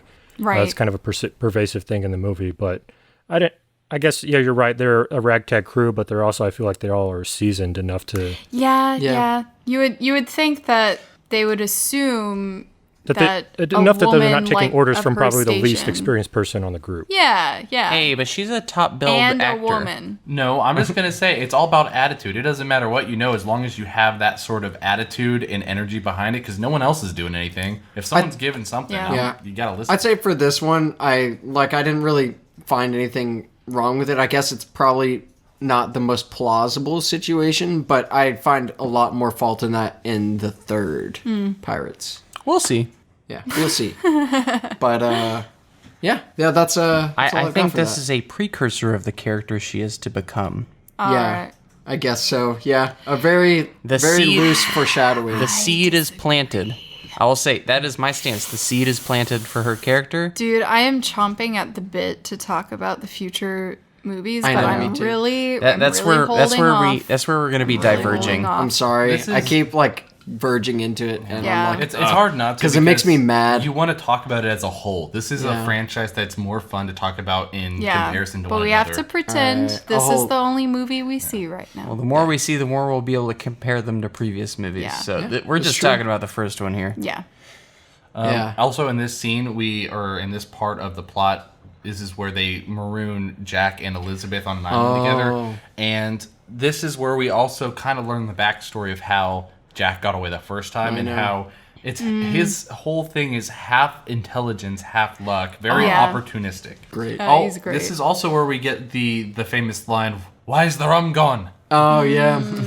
Oh, also Yeah. weird fact that I thought I'd bring up, but this moment where they're jumping around the fire together, having almost a romantic moment, even though Yeah. Elizabeth not. Swann is just playing with him. In this scene, Johnny Depp was either 38 or 39 years old, God. while Right. Keira Knightley was 17. Yeah. That must have been weird to film the scene where they start getting really close. Was Johnny Depp really almost 40 in this? Yeah. That's crazy to me. That's not hard to believe. Yeah, he's like 57, 58 now, or Oh my something like that. gosh. 56, I don't know. Yeah, he took the Something opportunity of this movie to try to kind of launch his career almost. Yeah. Because Yeah, up this is- until this moment, I hadn't seen him in anything. He's I mean, a he pretty was in- young-looking guy for. He was Edward Scissorhands, and Yeah, but that was still a Sleepy while. Hollow. You said 38 or Yeah. 48? yeah, Sleepy Sleepy Hollow. Hollow was after this. 38. He wasn't 38? 40. Yeah. Okay, I was gonna say 2005, I like 48. believe. That's really Yeah. old. And also the shanty they sing in this, the Yoho and Yeah. the Bad Eggs, that's taken from the right as well. Yeah. Yeah. She was, Yeah. It does seem like we are at the point where we should move on to the next point in the plot. Cool. Jack frees Will and duels Barbosa, while Elizabeth and Will fight off Barbosa's crewmen, Weatherby, Monk, and Jacoby. Barbosa stabs Jack in the stomach, but the latter is revealed to be under the Aztec curse. Having secretly taken a cursed gold piece moments prior, Jack tosses his coin to Will as he shoots Barbosa, and Will drops both coins into the chest with blood on them. The curse is lifted, causing Barbosa to die from Jack's gunshot. The rest of Barbosa's crew fighting on the Dauntless realize that they are no longer immortal and surrender to the Royal Navy. So also this underwater walk scene was one of those points when I first watched this movie as a child where I was thinking, "Oh, this is so cool. Yeah, this that- looks so good." That's the point. That no, was so many like moments. there were I No, know. that was one I of was my saying coolest it's moments as it's well. one of the moments. Yeah. There was, you know how after you watch a movie in the theater and afterwards you have this long talk with the people you went to watch the movie with and you talk about all your favorite moments. This was one of those moments where you're like, "Oh yeah, remember when they went Yes. underwater? Oh, that was It was so cool. Like, so it was that moment of seeing them underwater, fully just under the glimmer of the Yeah. moonlight, and the effects fully on display. And that was also juxtaposed with the fight between Jack Sparrow and Barbosa in the alcove with the treasure. And in fact, I actually think the fight in the cave was more impressive because there's multiple moments where they're dodging in and out of sunlight. Yeah. And you just see Moonlight. them both turning from skeleton to normal. It's just so Yeah, seamless. that was a really fun sequence right there. Yeah. And you knew they had to have it, you know. Yeah, and that reveal that Jack Sparrow had taken one of the coins. And you Yeah. That's first so cool. this moment as a kid was just one of those. It was one of the best moments, and it's what I imagine people as kids who were watching Empire Strikes Back and like the "Your Father, I'm Your Father" moment. Yes. where it's just like, I know it's not the same, but it was it had an impact on me where it was you're watching this character that you've loved watching and he's been stabbed, and you're like, oh no, he's dead, and then you reveal he steps back into the light and he turns into a skeleton, and it's like my thoughts were so jumbled, and I was like, oh, this is awesome. He's a skeleton, but does that mean he'll be human again? And just that reveal was so cool. This is another example where Will's character you can commend for being actually more intelligent than he seems is when he notices the coin is taken, he kind of tries to help Jack Sparrow in a way with his this from the beginning. Deception. Oh, you've been playing me from the beginning ever since you learned my name. He catches on to the game. That was smart. Pretty good. I didn't give him enough credit. Sorry. Well, this movie is kind of like a coming of age story for Will Turner. You know, at the beginning, he's just kind of like this little puppy that like looks up to Elizabeth Swann, and then by the end, he like grows into his own pirate musketeer. Yeah, a pirate musketeer. Pretty much. Well, yeah, he definitely has that look at the end. Which works for him actually. Also, it's really cool. All the fighting sequences in the cave, I think, are some of my favorite. A lot of the quotes too. There's so many things that they crammed into this ending, and somehow it still didn't feel crammed or rushed. But just this is the epitome of an adventure story. Just it has, it's got the love, it's got the treasure, it's got the just that revenge plot sort of. All Noah needs is love and treasure and revenge. Yeah, they also closed a lot of the and chess. No, they need to do that right. That was a chest. I actually don't usually like chess in movies, as y'all are all aware, but there are some cases in which it works. They did a little bit of homage to that as well, where in the ride there's like two pirates playing an infinite game of chess. I suppose. It's just such an epic, like, almost finale, I guess. I just really like how it harkens back to older films. Like, as I mentioned earlier, The Goonies. And just the grand adventure coming to a close and just adding surprising twists and the culmination of this epic swashbuckling sword fight. It just has everything that you could want. It kind of goes back to classical films where they were very much genre oriented. Like they chose a genre and they stuck with that. They kind of just relished in that. Whereas kind of the neoclassical film started to subvert the audience a little bit and confuse them, change up the way that the genres went.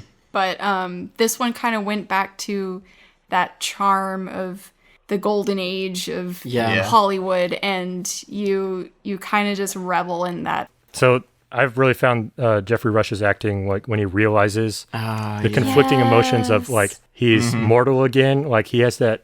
You can see on the faces conflicted emotions of he's happy that like the curse is lifted. Yeah, it's happy, and then a sudden realization that he's dying. But he's also dying. But I love Jeffrey Rush. Yeah, that was amazing acting, I thought. Yeah. Well, Some might say a perfect ending for his character. Yeah.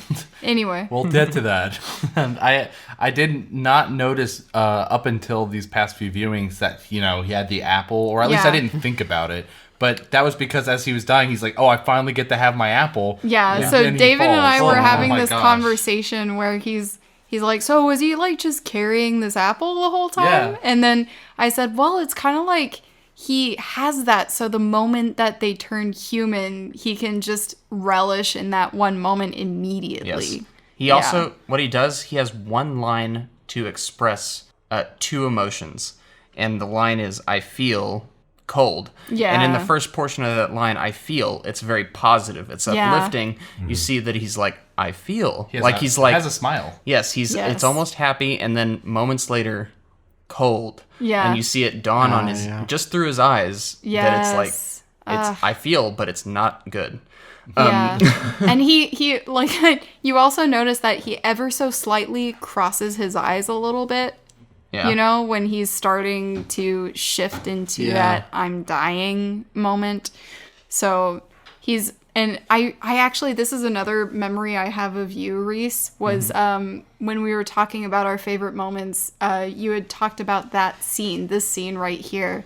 And you were talking to us about how, like, I actually feel really sorry for Barbosa. Aw, I remember you had a soft spot yeah. for him because you're like, well, he just now turned human and can remember what it feels like, and then he dies. Yeah.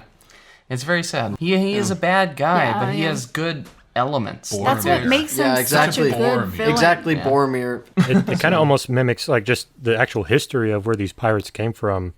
Yeah. You know, they started out as privateers that were condoned by the government with their letters of Yeah. marque to prey on their enemies in the war, just as Yeah. proxy. And then all of a sudden, now that they kind of got out of control, that now they're outlawed, but they're just still doing the same thing. It's just the law has Right. changed against them. Yeah. Yeah. So let's talk about the final battle on the ship. It was great. Another example of why this It was movie, great. Yeah. That's great. another example of why this movie is PG-13. Lots of I specifically remember feeling sorry for the guy ringing the bell Oh, and the yeah. pirate Right. He just skeleton gets just being like goodbye. Yeah, those poor Gosh. guys. But the choreography for this scene was really good. Yes. Yeah, Just, and this and I guess the alcove scene. Well, the whole yeah, movie. more excellent. yeah, the whole movie. Yeah, more excellent blending of CGI with practical, and I guess it was mocap. Yeah. I didn't actually look into that, but It I'm was assuming that's even what like that was. early on with the song where their first reveal to skeletons, they're like swabbing the deck in unison, and a lot of their motions like mimic the animatronics from the ride. But Yeah, they filmed the definitely. shot first, the base, they filmed the live actors, and then they did mocap on top of it. Yeah. Ah, okay. Yeah, very impressive fight. I no complaints. Just say that. I do like at the end though when they win or whatever because you know the whole Huzzah! thing. Yeah, exactly. Everyone's chanting Yeah, they're huzzah, and rejoicing. then the governor comes out and like wags his finger in the skeleton's face. Does like this punchy thing. Yeah. That was brilliant. Yeah. All right, Oh, should we man. get to the final paragraph? Final. Yes. Yeah, his And little my tussle favorite with part- that hand was kind of funny too. Like Oh, all yeah. the like bits of comedy that they put in this movie, none of it was over the top, which was refreshing. Yeah, exactly. Yeah, I actually read that he wasn't originally supposed to be in any of those scenes. They kind of just added him to add a more danger on the ship. That there's more essential characters on this ship that could die. I guess Yeah. mix of those two things. Which, and the realist in me is like, if they're immortal, why are they sneaking up on them? Why don't they just rush them? But Yeah. that's just nitpicking. Just to save time, maybe. Well, they Build yeah, suspense. I mean, You got to give the Well, main characters time. You know? to be fair, I actually think that they're not entirely immortal. I mean, they can be blown up.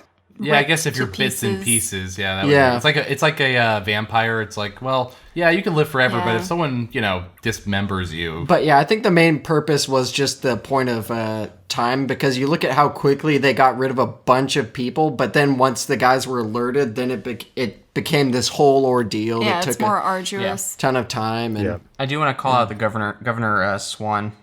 He's played by Jonathan Pryce. Yes, who's kind I of- love Jonathan He's Pryce. kind of a legendary actor, and he's really good in this, even though he's a bit of a side role. Yeah. You know him from like Brazil, and more recently he was in Game of Thrones. Well, I also know him crazy. from Something Wicked This Way Comes, which is something I grew Mr. up on as a Dark. kid, Yeah. which we all did, but completely different character, but I love him a lot. Yeah. All right, you want to take us home, David? we're taking it home. At Port Royal, Jack is led to the gallows to be hanged for piracy. Elizabeth diverts Norrington's attention and Will attempts a rescue, but Jack and Will are surrounded and held at gunpoint. Elizabeth intercedes and declares her love for Will, leaving Norrington crestfallen but conceding that Will is a good man. Governor Swan pardons Will and gives his blessing for Elizabeth to marry him. Jack dives into the sea. I'm going to go ahead and say Jack falls Fell into the sea. And escapes aboard the nearby Black Pearl, finally reclaiming the ship. Norrington permits Jack and the Pearl 1 day's head start before initiating pursuit. And Norrington is the hero of the story. Go Yes. Norrington! Gosh, Yeah. I love Norrington. Yeah, he's great. Yeah, I wasn't expecting that I'd go into this podcast saying like, oh man, Norrington's amazing. Yep. You know? But He Yeah, really you always is. look back at him as kind of like the adversary. But Yeah. Dude, he's like No, he's like the not. Squidward of the group, you know. So keep never keep thought with Don't me. you say that. So when you're young, you look at the characters. You love SpongeBob and Patrick, and you're like, oh, Squidward's kind of annoying. And then like when you like watch it later, when you grow up, you're like, oh my gosh, Squidward's actually the funniest character. Or he's Like- actually the most reasonable Yeah. and relatable. Exactly. It's kind of just like, I'm not saying they're the same character. I'm more saying The that concept of it's it all. conceptually they're like, you know, they're underappreciated when you're younger, but when you look at them later, it's like, oh man, they're golden. Also, with this whole end sequence, I'm just going to pose this. I know Noah and I have talked about it a little bit, but I disagree. Yes, he does. This whole ending sequence to me felt slightly different than the rest of the movie, and not in a bad way. I honestly think it fits in the sense that it's great. But did it feel different to you at all? I think it's because it's a slight fast forward, and you're seeing Will Turner under kind of a different light. Yeah. And those Exactly. characters, they're in a slightly different position than they were at the Right. climax of the film. Yeah, Will jumped in development a little too quickly, I think. Yeah. He's Yeah. a musketeer now. Yeah. Yeah. Well, that's how Well- Buccaneers dressed. Yeah. I go with it. I think it's fine. But I do agree it has a slightly different feel. But Well, I think the that's thing the is, I intention. think tonally it's the same. It fits with the rest of it. Yeah. Yeah. I think it's just that same over the top choreography. They're doing some crazy stuff. It's just it's just the circumstances are a little different because Yeah. I like it because it shows a direct. You can juxtapose this with the first scene that Jack Sparrow and Will Turner were in when they were fighting together. I mean, against each other, and now they're fighting together, and they've both grown, and they're Yeah. kind of just Yeah, they're it's in showing- lockstep, which mimics their their dance in the beginning with them. It even mentions their footwork and Yeah. being on the same page. And there's it's that again the parallelism, Yeah. the Jack falling over the ledge like Elizabeth fell over the ledge, and yeah, I Yeah. agree with you, Reese. It's like it just feels slightly accelerated, especially when Will goes up to Elizabeth's like, oh, by the way, I always Right. loved you. Okay, see you later. I feel like well, this that's why is. it's a coming into being a man. I think story. this has led to another, not really plot hole, but kind of a loose end for me is, so they've captured this whole crew of pirates here earlier, but they're only having a hanging for Jack Sparrow right now. What happened to those other pirates? No, he's special. He gets his own. Sort Okay, of so death. so here I will say this: the other ones. Well, first off, I can say the other ones perhaps they were already hung or taken care of. Yeah. But also they might have been doing this to make an example of Jack Sparrow because he had wreaked havoc before, and the others were his waiting name on is a probably ship. big over there. the others were waiting on a ship to pick him up when he fell off the thing. Yeah, no, we're talking about Barbossa's men. Yeah, that's what I meant. Yeah. Well, Barbossa's men are essentially Jack's men in the next movie. It's like aren't most of them just under Not Jack? No, no, no. I don't think These really guys, because many these at are all. the ones that defected or mutinied, and so they have been caught. Oh no, by, you're right. Sorry. Well, no, Yeah, there, yeah, there are so- the two guys though. There Well, are no, the but two. they actually Okay, weren't on hang the on. main boat getting caught. Remember, Yeah, they but were the that's point right. is, Yeah. this crew just finished murdering most of the crew on Yeah. that ship for the, let's quote unquote, good guys. What happened to them? Were they all hanged already? And then Jack Probably. Sparrow, was there like some kind of long They trial? they did like Jack a little bit better. You know? Yeah, so Well- maybe there was a trial and they finally decided that Jack was actually guilty. I still think it was so more that's my about the question. spectacle because everyone probably knew his face. Kind of, he was a known pirate, He was on the wanted posters. and such. guess. So He I always think get his I think nose he off. was meant to be kind of a Either way. because they would that's- do that back in that day for Yeah. Yeah, pirates. I Either think- way, that's a loose end that I had. Yeah, I would have guessed that, upon finding that they're mortal, that the pirates, some of them probably died from, their wounds that kind of caught up with them. Right. Some of them probably bailed and swam away as fast as possible. And then, the ship's practically, the brig can only hold so many people. I mean, this was common Right. back when they were, capturing prisoners that they only had room for a certain amount of people, including Right. the crew. So they probably prioritized that. And then, like you said, that they prioritized Jack because he's already got that long list of stuff on his rap Right. sheet. It's probably just a combination of things, and you're not really meant to think yeah, about it. who But- cares? But regardless of that, I think it kind of would be detrimental to the story to explain that. I think showing like, oh yeah, they all died, would be like, okay, we've already done all this. Let's just end the movie. But because none of them actually matter, Jack Sparrow does matter, and he was caught. It's also a Disney movie. They're not going to show a firing squad, slaughtering Right. 20 pirates. Exactly. We might be dwelling on it a little too much. Point is, it's only a loose end, and I was actually okay just making the jump that, oh yeah, something happened to them, probably not good. But Jack Sparrow is the one I care about. Yeah. But yeah, I actually really love endings like this. Like the main character sails into the sunset. Yeah. They wrapped it up To with new a bow, adventures. honestly. The other main character So- gets the girl, settles down, happily ever after. I'm gonna throw out there that it's possible Jack Sparrow is so devious that he doesn't actually care that much about our protagonists. Because when you think about it, his only goal is to have the Black Pearl. He knows if he sides with Barbosa and their team, they mutinied once, they would mutiny again. So because Will and Elizabeth have no stake in the matter, they don't care about the Pearl, they just care about each other. If he's able to use them to get the Black Pearl with his own new crew, he doesn't have to worry about them wanting to own it. Oh yeah, So that's true. in the end, he may not actually care about them as much as you want to think. He's just using them as a means to get away without. He's truly a neutral consequence. character. Was it in like D&D and stuff? He is the true neutral. Yeah. I had one moment where it does show that he does have a little bit of a conscience. At least it's when Will's on the thing, he's about to sacrifice whatever, and for them he wants Will to say "and yourself," because that situation actually doesn't help him. Will living doesn't necessarily help him, because Will going with them helps him just as much as Will escaping on his own. But the point is, he's opportunistic. Oh, absolutely. I would mean, he's say- still a pirate at the end of the day. Yeah. And I would say, to David's point, that Jack and Barbosa are foils to each other, and maybe Jack's more chaotic good and Barbosa's chaotic evil. Yeah. Because I mean, we didn't really talk about it, but they touch on the pirate code a lot, which they kind of inflated for the purposes of this movie. But even when Jack, when he leaves with Gibbs behind, he's like, "Stick to the code. If I don't come back, get lost," basically. So he still kind of has that code aspect to it, where Barbosa is always finding the loophole, always playing semantics, and he's like, they're more like guidelines anyway. Still, just kind of just doing what he wants to get what he wants. Where Jack would say, kind of, he still works the system, but he still kind of doesn't do anything unnecessarily malicious. Right. Yeah. I would also say there is one sign, at least from my standpoint, that Jack Sparrow does show a sign of a heart. And it is the moment that Elizabeth Swann falls off the thing and he saves her by diving in to get her. Yeah. I would say that was a selfless act, even though it's followed by a way to get out of a situation with the British Army. Yeah. But it is still like, he didn't have to go in there and do that. Yeah. But he did it. Yeah. So, He definitely has more of a conscience than... yeah. And he's truly passionate about what he wants, is the pearl that, he wants the helm of the ship. His line at the end, so poignant. He's like, "Now bring me the horizon."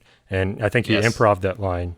But it was really cool wrap up, really. And it like he's good-hearted and he's, astride of the law, but he's not an evil person who's, I guess like a traditional pirate raping and pillaging. Like he's still just kind of out there doing his thing. Yeah. Drink up, ye hearties. Oh, dang it. I messed up. All right, well, that wraps up our story of Pirates of the Caribbean, The Curse of the Black Pearl. Stay tuned while we review this movie and talk about this franchise and whether or not this movie affected it or not, which, yeah, it did.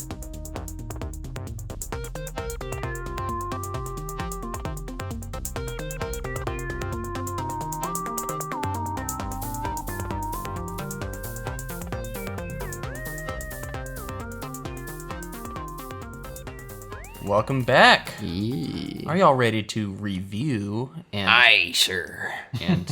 and talk about Pirates of the Caribbean: The Curse of the Black Pearl? Yes. All right. So, David, I understand you have all of our scores in a little bowl, Indubitably. and you're gonna pull them out randomly and Wait, he's gonna pull what out? pull them out randomly. Oh, okay. Sword from the stone. And we're gonna review them. Let's look at the first score here. Who do we have? Noah with Hey! I thought it was a 9.1. It's just a 9 with an exclamation mark. Yeah. 9. 9. Because I love this movie. I think it deserves a 9. I'm going to keep the 9. I really like movies like this with treasure, driving characters, adventure, love, Booty. Yeah. You name it. I love it. But yeah, this is one of the movies that has it all. And I am not upset All right. for giving it a 9. That's good. You shouldn't be upset because Not that's at all. perfectly I know. acceptable I love it. score. Let's move on. Well, some people would give me crap. So Next one. AJ with a 9.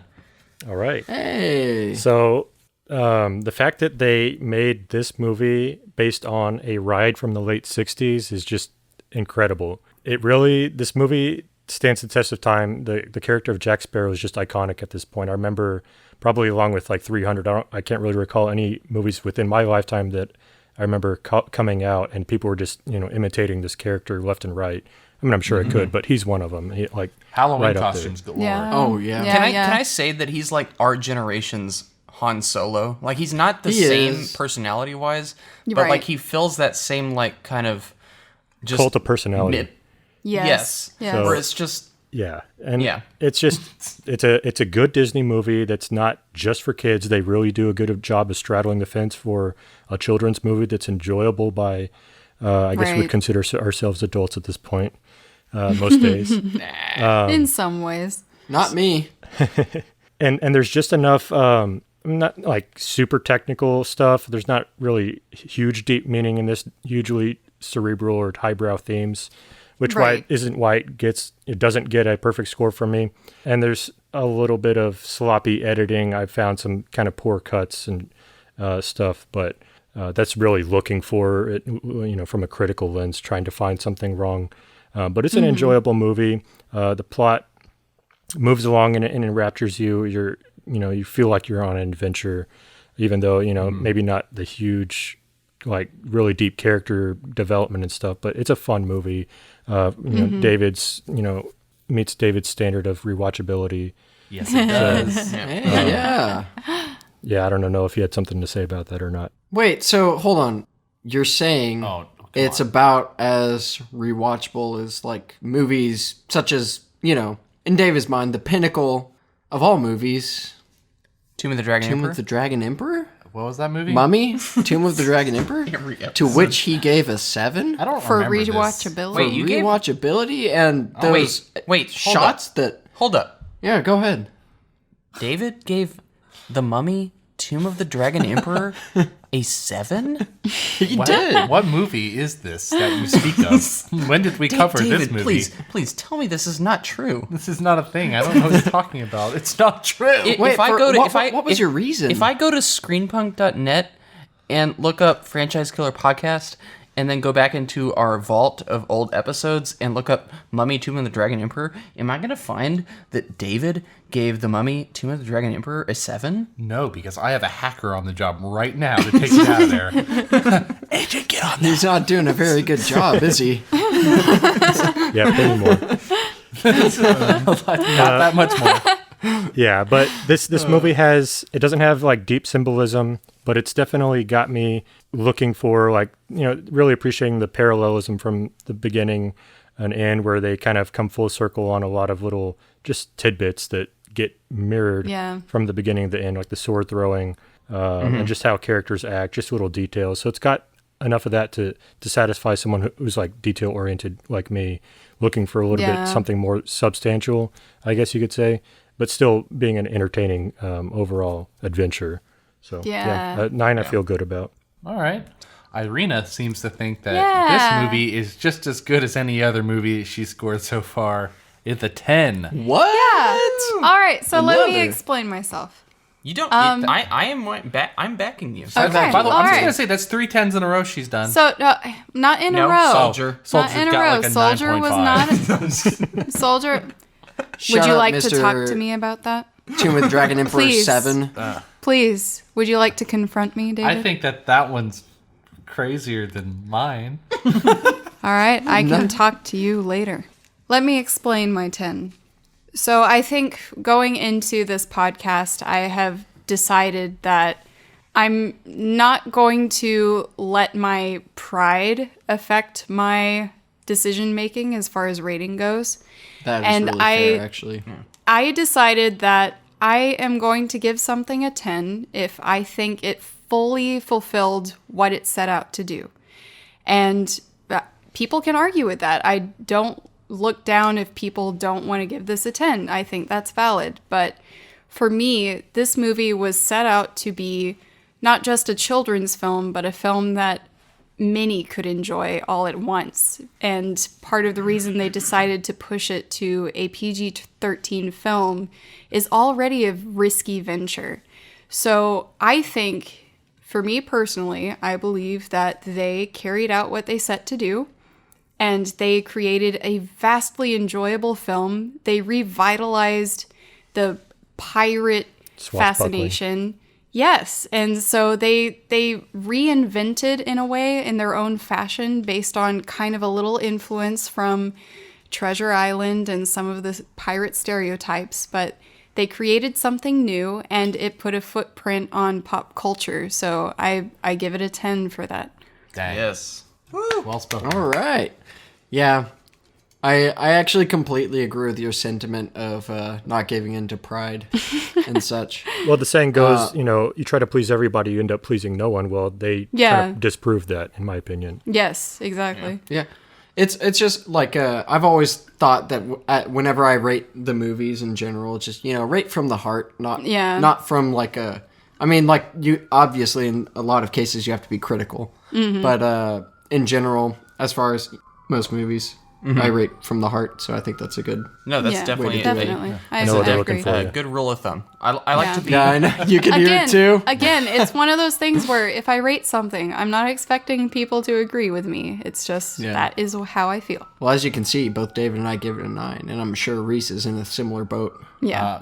The AJ. cops AJ, are currently on the way to arrest David for giving Tomb of the Dragon Emperor a 7. And not Irina for giving Soldier a 7.5. David, I'll No, back you up officer, on that. he changed his response. He changed it. All right, let's get to the next score, which is mine with a 9. Hey. It's hard to follow up all of you guys when it came to. So you did give reviewing it a this. 9.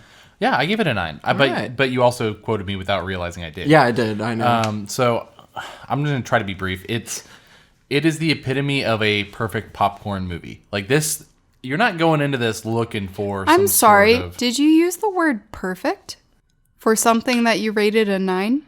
there are some errors. All right. Imperfection But- is perfection. Exactly. Yeah. When it comes to Honestly. humans. No, and There's the thing your is, deep themes. we rate from the heart, right? I'm rating from the heart. I can't give this a 10 in my All heart. right, all right. So I'm not. But it is what I go for in a popcorn movie, and they touch all the bases. They cross all the T's, dot all the I's, and also just a great sick day All movie of for the me. eyes. Oh, only the ones without the eye patches. The non-wooden ones. So, anyway, I give it a 9. I stand by it, and I feel good about it. Gotcha. So that leaves one other person, Reese, with a 9.5. I hate you. Yeah. Obviously, I'm going to stick with my 9.5. Yeah. Yeah. Obviously. I was like waffling between 9, 9.5, 10 I was throughout this too. movie. And the fact that I was doing that was like, maybe I should stick with the middle. I'm going to go with Yeah. 9.5. This movie, this is a bold claim, but I think it is our generation's Indiana Jones. It is. Yeah. It is like, where it's an adventure through and through. All of the characters serve a purpose. You care about every single person in this movie. There's not one moment where it loses my interest, and movie's over 2 hours. There's the twists and turns that Gore Verbinski takes you on. It's so well calculated. Yeah. And just as I was as a kid watching this movie, I was today as an adult. Yeah. Just captivated by what this movie was able to accomplish.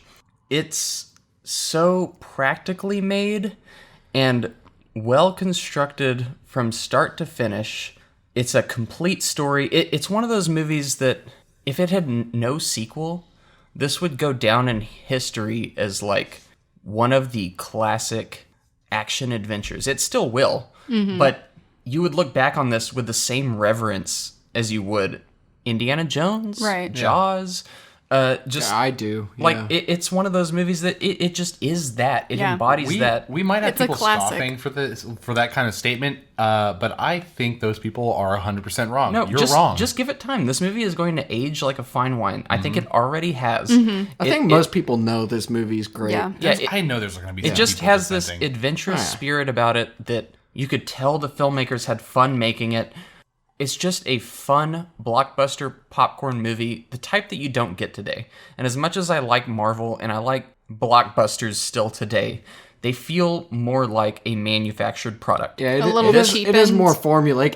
It's the best formula that's ever come out, but it is formulaic. Yes, this is one of those last movies where this is like old school. Even though it does have some modern tendencies. This is old school filmmaking, in my opinion. And I agree. It's like it's Irina one said, of the- almost like harkens back to musicals. It's just choreographed Yeah. storytelling in action. yeah, Yes. it's a movie you can turn off the volume and still know what's happening. You can still understand the characters. I'm just so taken by this movie every time I watch it. There's times when I'm not in the mood to watch this movie and it's on and I just I'm enveloped back into the story. Yeah. Like it's, Okay. I tried my best to fault it in certain ways, and there's certain things about it that if you really put it under a microscope, there's certain problems with it. But then that kicks back to the tone of the film, which it establishes from the start that you're not supposed to take this 100% serious, just like 75%. Right. And so that even forgives some of its flaws, in my opinion. It's it's infallible in a way, and that leads me to just keep it with its 9.5. I don't think it's like a perfect, immaculate movie, and it doesn't make me cry or anything. Yeah. But I don't know. It's just It did what it So said here's to, based on what I a read. question that's been posed. If we were all directors of this movie, what would we have changed to make it better, in our opinion? For me, I think clearing up a little bit of Black's backstory and timeline, making it a little bit more obvious, I guess, like the whole 8 years, 10 years of when the mutiny happened and stuff. I think Gibbs was a good vehicle for that explanation behind Jack's backstory. I think they could have given you a little bit more in your face, especially being a children an audience of younger people. Yeah, I want to say that I'd want to make Will Turner slightly more interesting, Yeah. but also he kind of.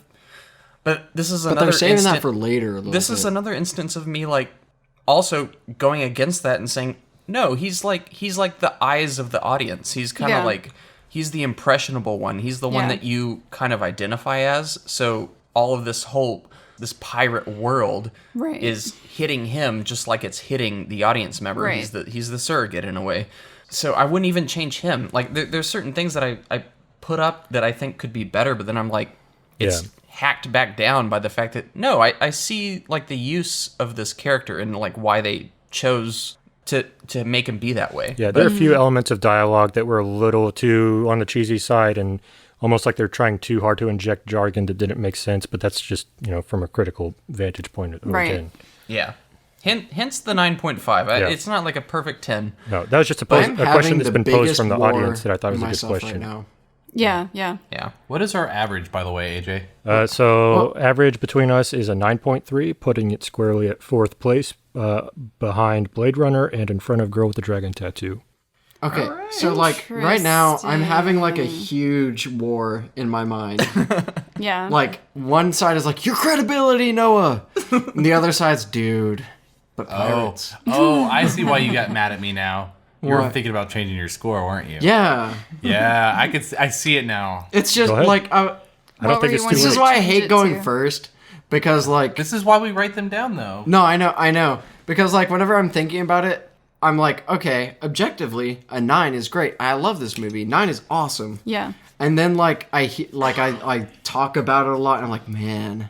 Like I actually really What love does your this movie. heart This say, movie Noah? is so close to my heart. If it Like if it sways you one way or the other, if I used my analytical algorithm that I have on my rubric, I came up with an 8.5 and then I let my emotions kind of decide the rest to bump it up to a 9. Aw. So if you're feeling your emotions, push you one way or the other, I wouldn't be ashamed of it. Yeah. all right. Yeah. I will not have it said that my siblings rated it higher than I did. Well, I don't know if that's the best reasoning to do it, but It's not my main. It's not my main reasoning. reasoning. It's not Spoken my like main a reasoning. true I just thought middle I child. No, that's not my reason. My main reason. no, I already wrote Like, it down my- on Excel. It's set in stone. Sorry. It's too late. No, 9.5. It's like That's my David's score. Tomb of the Dragon. No, it's not Emperor. the same. I didn't get any take backs back then. All right, Yeah, what's our well, new- you solidified that, and then you argued for I it. did. I doubled down on it. So here's our- how much your opinion matters. That bumped it up 1/10 of a point. So we're at 9.4 from 9.3, which still Yay! makes it 4th place. Oh, Aw. dang it. Hey, but you got it Wait, from a you 9.3 wanted it to to a be more 9.4. than Blade Runner? But you were more true to yourself. Okay, so Yeah, yeah, I here's like the Blade thing. Runner than Blade Here's the Runner, to thing. be I honest. love Blade Runner. I have to because you give gave that that a movie 10 Yeah. on paper. Yeah. Yeah. But I'm glad. if I had to pick one that I had in my life, I would pick Pirates, and that's why I wanted to bump it up. Yeah. Like, If you guys had to pick a See- movie, what would you pick? I would pick Pirates or Pirates. Blade Runner? I would hands down pick Pirates, and I love Blade Runner. Agreed. To watch Blade again. Runner. Blade Forever. Runner. If you had to pick It's one. rewatchability. It's a weird. I'm not even gonna compare the two. Yeah, I'm I'd not like- either. I will. Here's a pet of mine: Pirates or Master and Commander. Oh gosh, that's I'm gonna say really Pirates. hard too. I'm sorry. I love Master and Commander, but I'll pick Pirates. That's another It situation. depends on your mood, Yeah, though. it really Yeah, it does. does. So That's- I also gave Master and Commander a 10 because I honestly think that it's a masterpiece. But again, It depends this on is your mood. That's a something good that answer. was in my Yeah, childhood. yeah. It's a movie that I've loved for a long time. I would still have to pick Pirates of the Caribbean just because it has more emotional value to me. But So- Yeah. so on paper, less valuable. I I'm gonna guess. say for listeners, there might be like the slightest of biases with this score. Yeah. Yeah. This movie was this. We grew up with this film. Yeah. It has sentimental value. So if you're upset that this score is so high and it's above other movies that may be from a critical Yeah. standpoint Screw better, you. I love this movie. I yeah, think- forgive us. We I- liked this movie a lot. I mean, not to, sound above it all, but I feel like I did take a critical approach to this movie, and I Yeah, tried yeah. to, really, I viewed it once to get an emotional baseline, and I viewed it again from a critique, mythology, which I try to do for most of these movies as much as possible. Right. So I feel like I did give it a fair shake, and I think it's to all those merits that we've listed are valid. I don't think we're inflating Right. that at all. So, and it just goes to show that you don't necessarily need a super smart, cerebral, lofty movie to really make an impact. Right. Yeah. I think that when it comes to scoring films, it's more about the person than it is about the film often.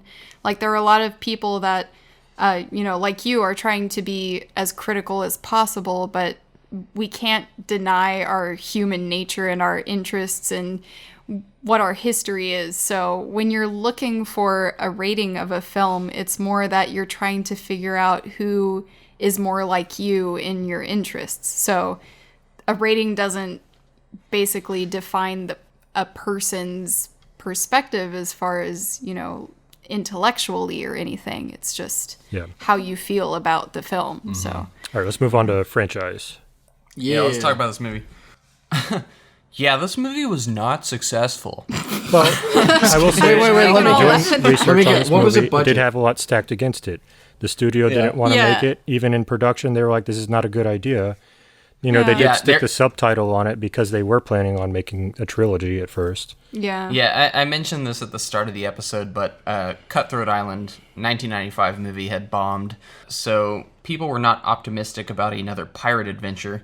What was that? There's like this was not the first Disney movie based off of a ride. There was a movie based off like a bear ride or something like that. A bear ride? Yeah, I know what you're talking about. What Splash is it? Mountain? Bear ride. For some reason, the name is escaping It's not me. Brother Bear. Bear? It's It's something bear related. I'm gonna try to find out while gosh. you're talking about this. Bear Oh Country. my gosh. Yeah. The other movie was Bear Country. What? I had never heard of that. Thanks for looking I that up, AJ. vaguely remember that. Yeah, based on Okay. Country Bear Jamboree, the animatronics. Yeah. It's more of a show than a ride, I would say, but Yeah. maybe. Yeah. We never watched it. So that movie underperformed at the box office, and they were close to either canceling this or making it a direct-to-DVD type of thing with different. So glad they didn't. Yeah, with different actors.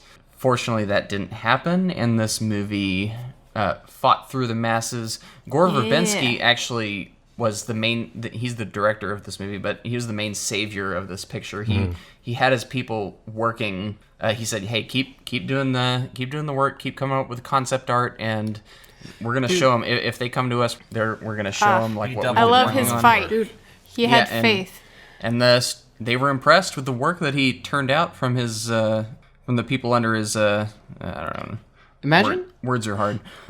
Imagine how revered this movie would have been if we didn't have all the sequels. You know what I mean? Well, Yeah. Like, also, not would to have been backtrack up there too with, much, like, but you also have the Gladiator and- score, like, really propping things up, too. Like, an yeah. impactful Oh, yeah. score Yes. really elevates things. So, The score does, really yeah. does. lots of power. So yeah, this movie came out. Most box office prognosticators were expecting it to be a box office bomb, but it came out and it was above 40 million for its opening weekend. Actually, before I go into that, well, just remembering one of the trailers or first teasers where wasn't really a strong foot forward either. Audiences and critics were like, "This kind of looks like it's going to be a flop." I think one of the first teasers was for Lord of the Rings: The Two Towers, and Yes. compared to that movie, it's like, what is this cheesy nonsense?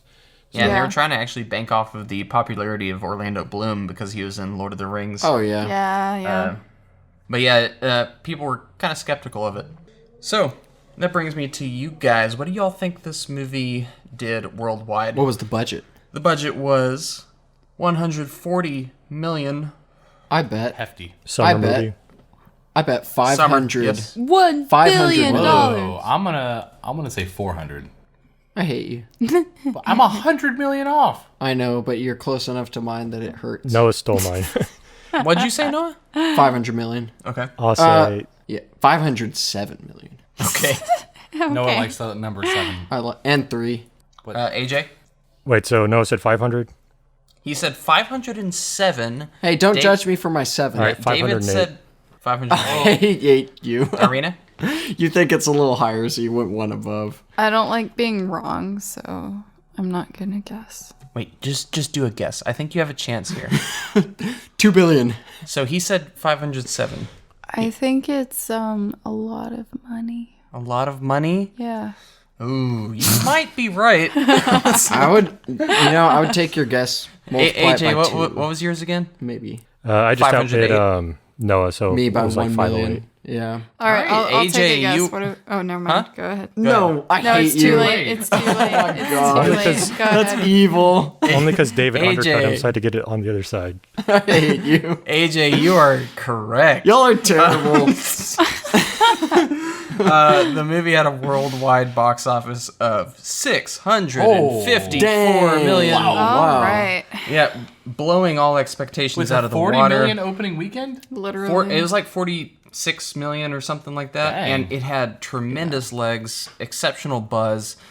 Critics, while they weren't like ecstatic about it, they were kind of taken aback by how decent or good the movie was. take that, critics. And also, I feel like there was still some venom in critics' words towards this movie. They were like, it was like an apprehensive recommend, because I feel like people were so ready to pounce on this movie. Dude, I hate Gosh. people like that. They're like, dang it, we really wanted to give this a bad score, but how do we... There's this annoying nature about, I won't say all critics, but there are a number of them that they'll see a trailer and they'll already decide, okay, I'm not going to like this. I think it was less that. It was more everyone that it does was that. based off of Yeah. an amusement park ride. It's so Yeah. annoying. It just though. nearly But- quintupled its value. That's all. But the Yeah. problem is, though, that if you're a critic, you shouldn't be doing that. You need to be more objective if you're going to be critical about a movie and writing Yeah, a review on somewhere for others Yeah. to read. And I usually do this earlier, but I guess I'll say it now. Do you want to go over the critical reception of this film? Yeah. Sure. So on Rotten Tomatoes, the movie had a critic score of 79%. Dang. That's really sad. Good, but not like I It should've know been feel like it's better. good. I do but- feel like if this movie were released today, it would score higher. That's just my Yeah. personal opinion. I feel like it would do well Yeah. with an audience score of 86%. IMDb 8.0, which is actually very good for Higher than the IMDb. Rotten Tomatoes says something. Yeah, Metacritic score, this one's disappointing. 63. Liars. Yeah, with an audience score of 8.8. Still, 63 on Metacritic is considered generally favorable. So, still good.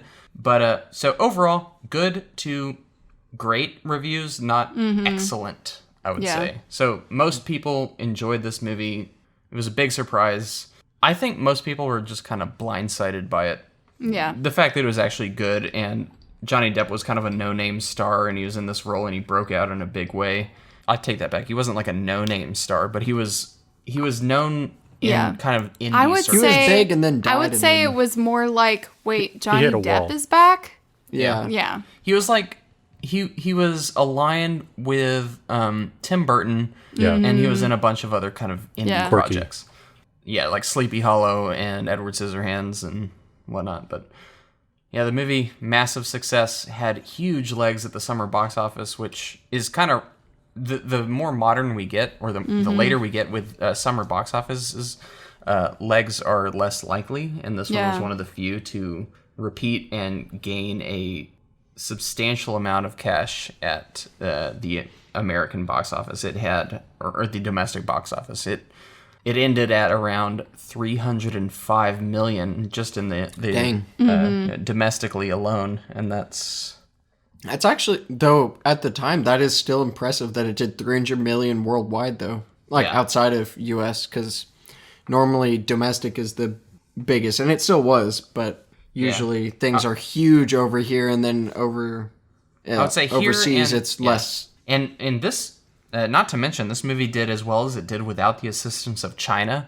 which doesn't allow films with ghosts in them. What? It's kind of like it's a cultural, religious thing. Oh, I see. So it didn't even play in China. And it was still able to just completely blow the doors off the box office, and that's why we have 4 amazing sequels to this movie. Yay.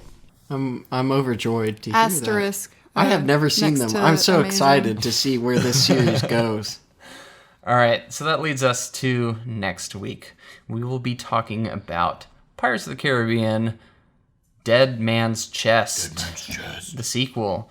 Anyway, you can find us on Podbean, Apple Podcasts, Spotify, Stitcher, pretty much everywhere you listen to podcasts. We also have an Instagram page. We have a curated track list of songs from the scores of the films that we've covered. You can find that on Spotify and YouTube if you just look up Franchise Killer. And I think that's about it. Is that all we have to do is look up Franchise Killer on Spotify to find our playlist? Yeah, it's I think it's called Select Scores from Franchise Killer. So basically I choose a couple tracks on the soundtrack, the score from the movie, if I can find them, because not all of them have a published public album, whatever. Anyway, I just kind of pick out a couple tracks for each movie and put them in a playlist. And, if you're doing whatever you do, want some background music, and I try to make it, varied enough and kind of capture the theme of the movie. Yeah. Sounds good. Yeah, from what I've heard, it's 2 or 3 songs from each movie, except for Neverending Story 2, which only got 1 because that movie sucked. But It's I think there's we only, can pretend I don't it know. doesn't I just kind of exist. put those 2 movies together. Yeah, it's like, whatever. They don't count. But They don't yeah, matter. you'll get a good sense of what the best themes of each film, and just a snapshot of each movie. So it's a good listen. I recommend it. All right, we have come to the end of our voyage, and we are about to. We'll begin another one next week with Dead Man's Chest. All right. I'm curious. I'm really curious to see where everyone falls on this one. Me too. Yeah. I haven't seen it in a few years myself. So, Neither have I. Yeah. I can't wait to hear what AJ ends up watching. Well, What I've he ends seen up it. watching? Oh yeah. I haven't seen it in a while, though. Dead Man's Chest. Oh, I know what you're All right, talking about guys. now. Sorry, I'm slow. There you go. Someone say a pirate thing so we can close this out. Arr. Avast. Ye scum. Repel the invaders. Swab the deck, scallywag. You like pain? Try wearing a corset.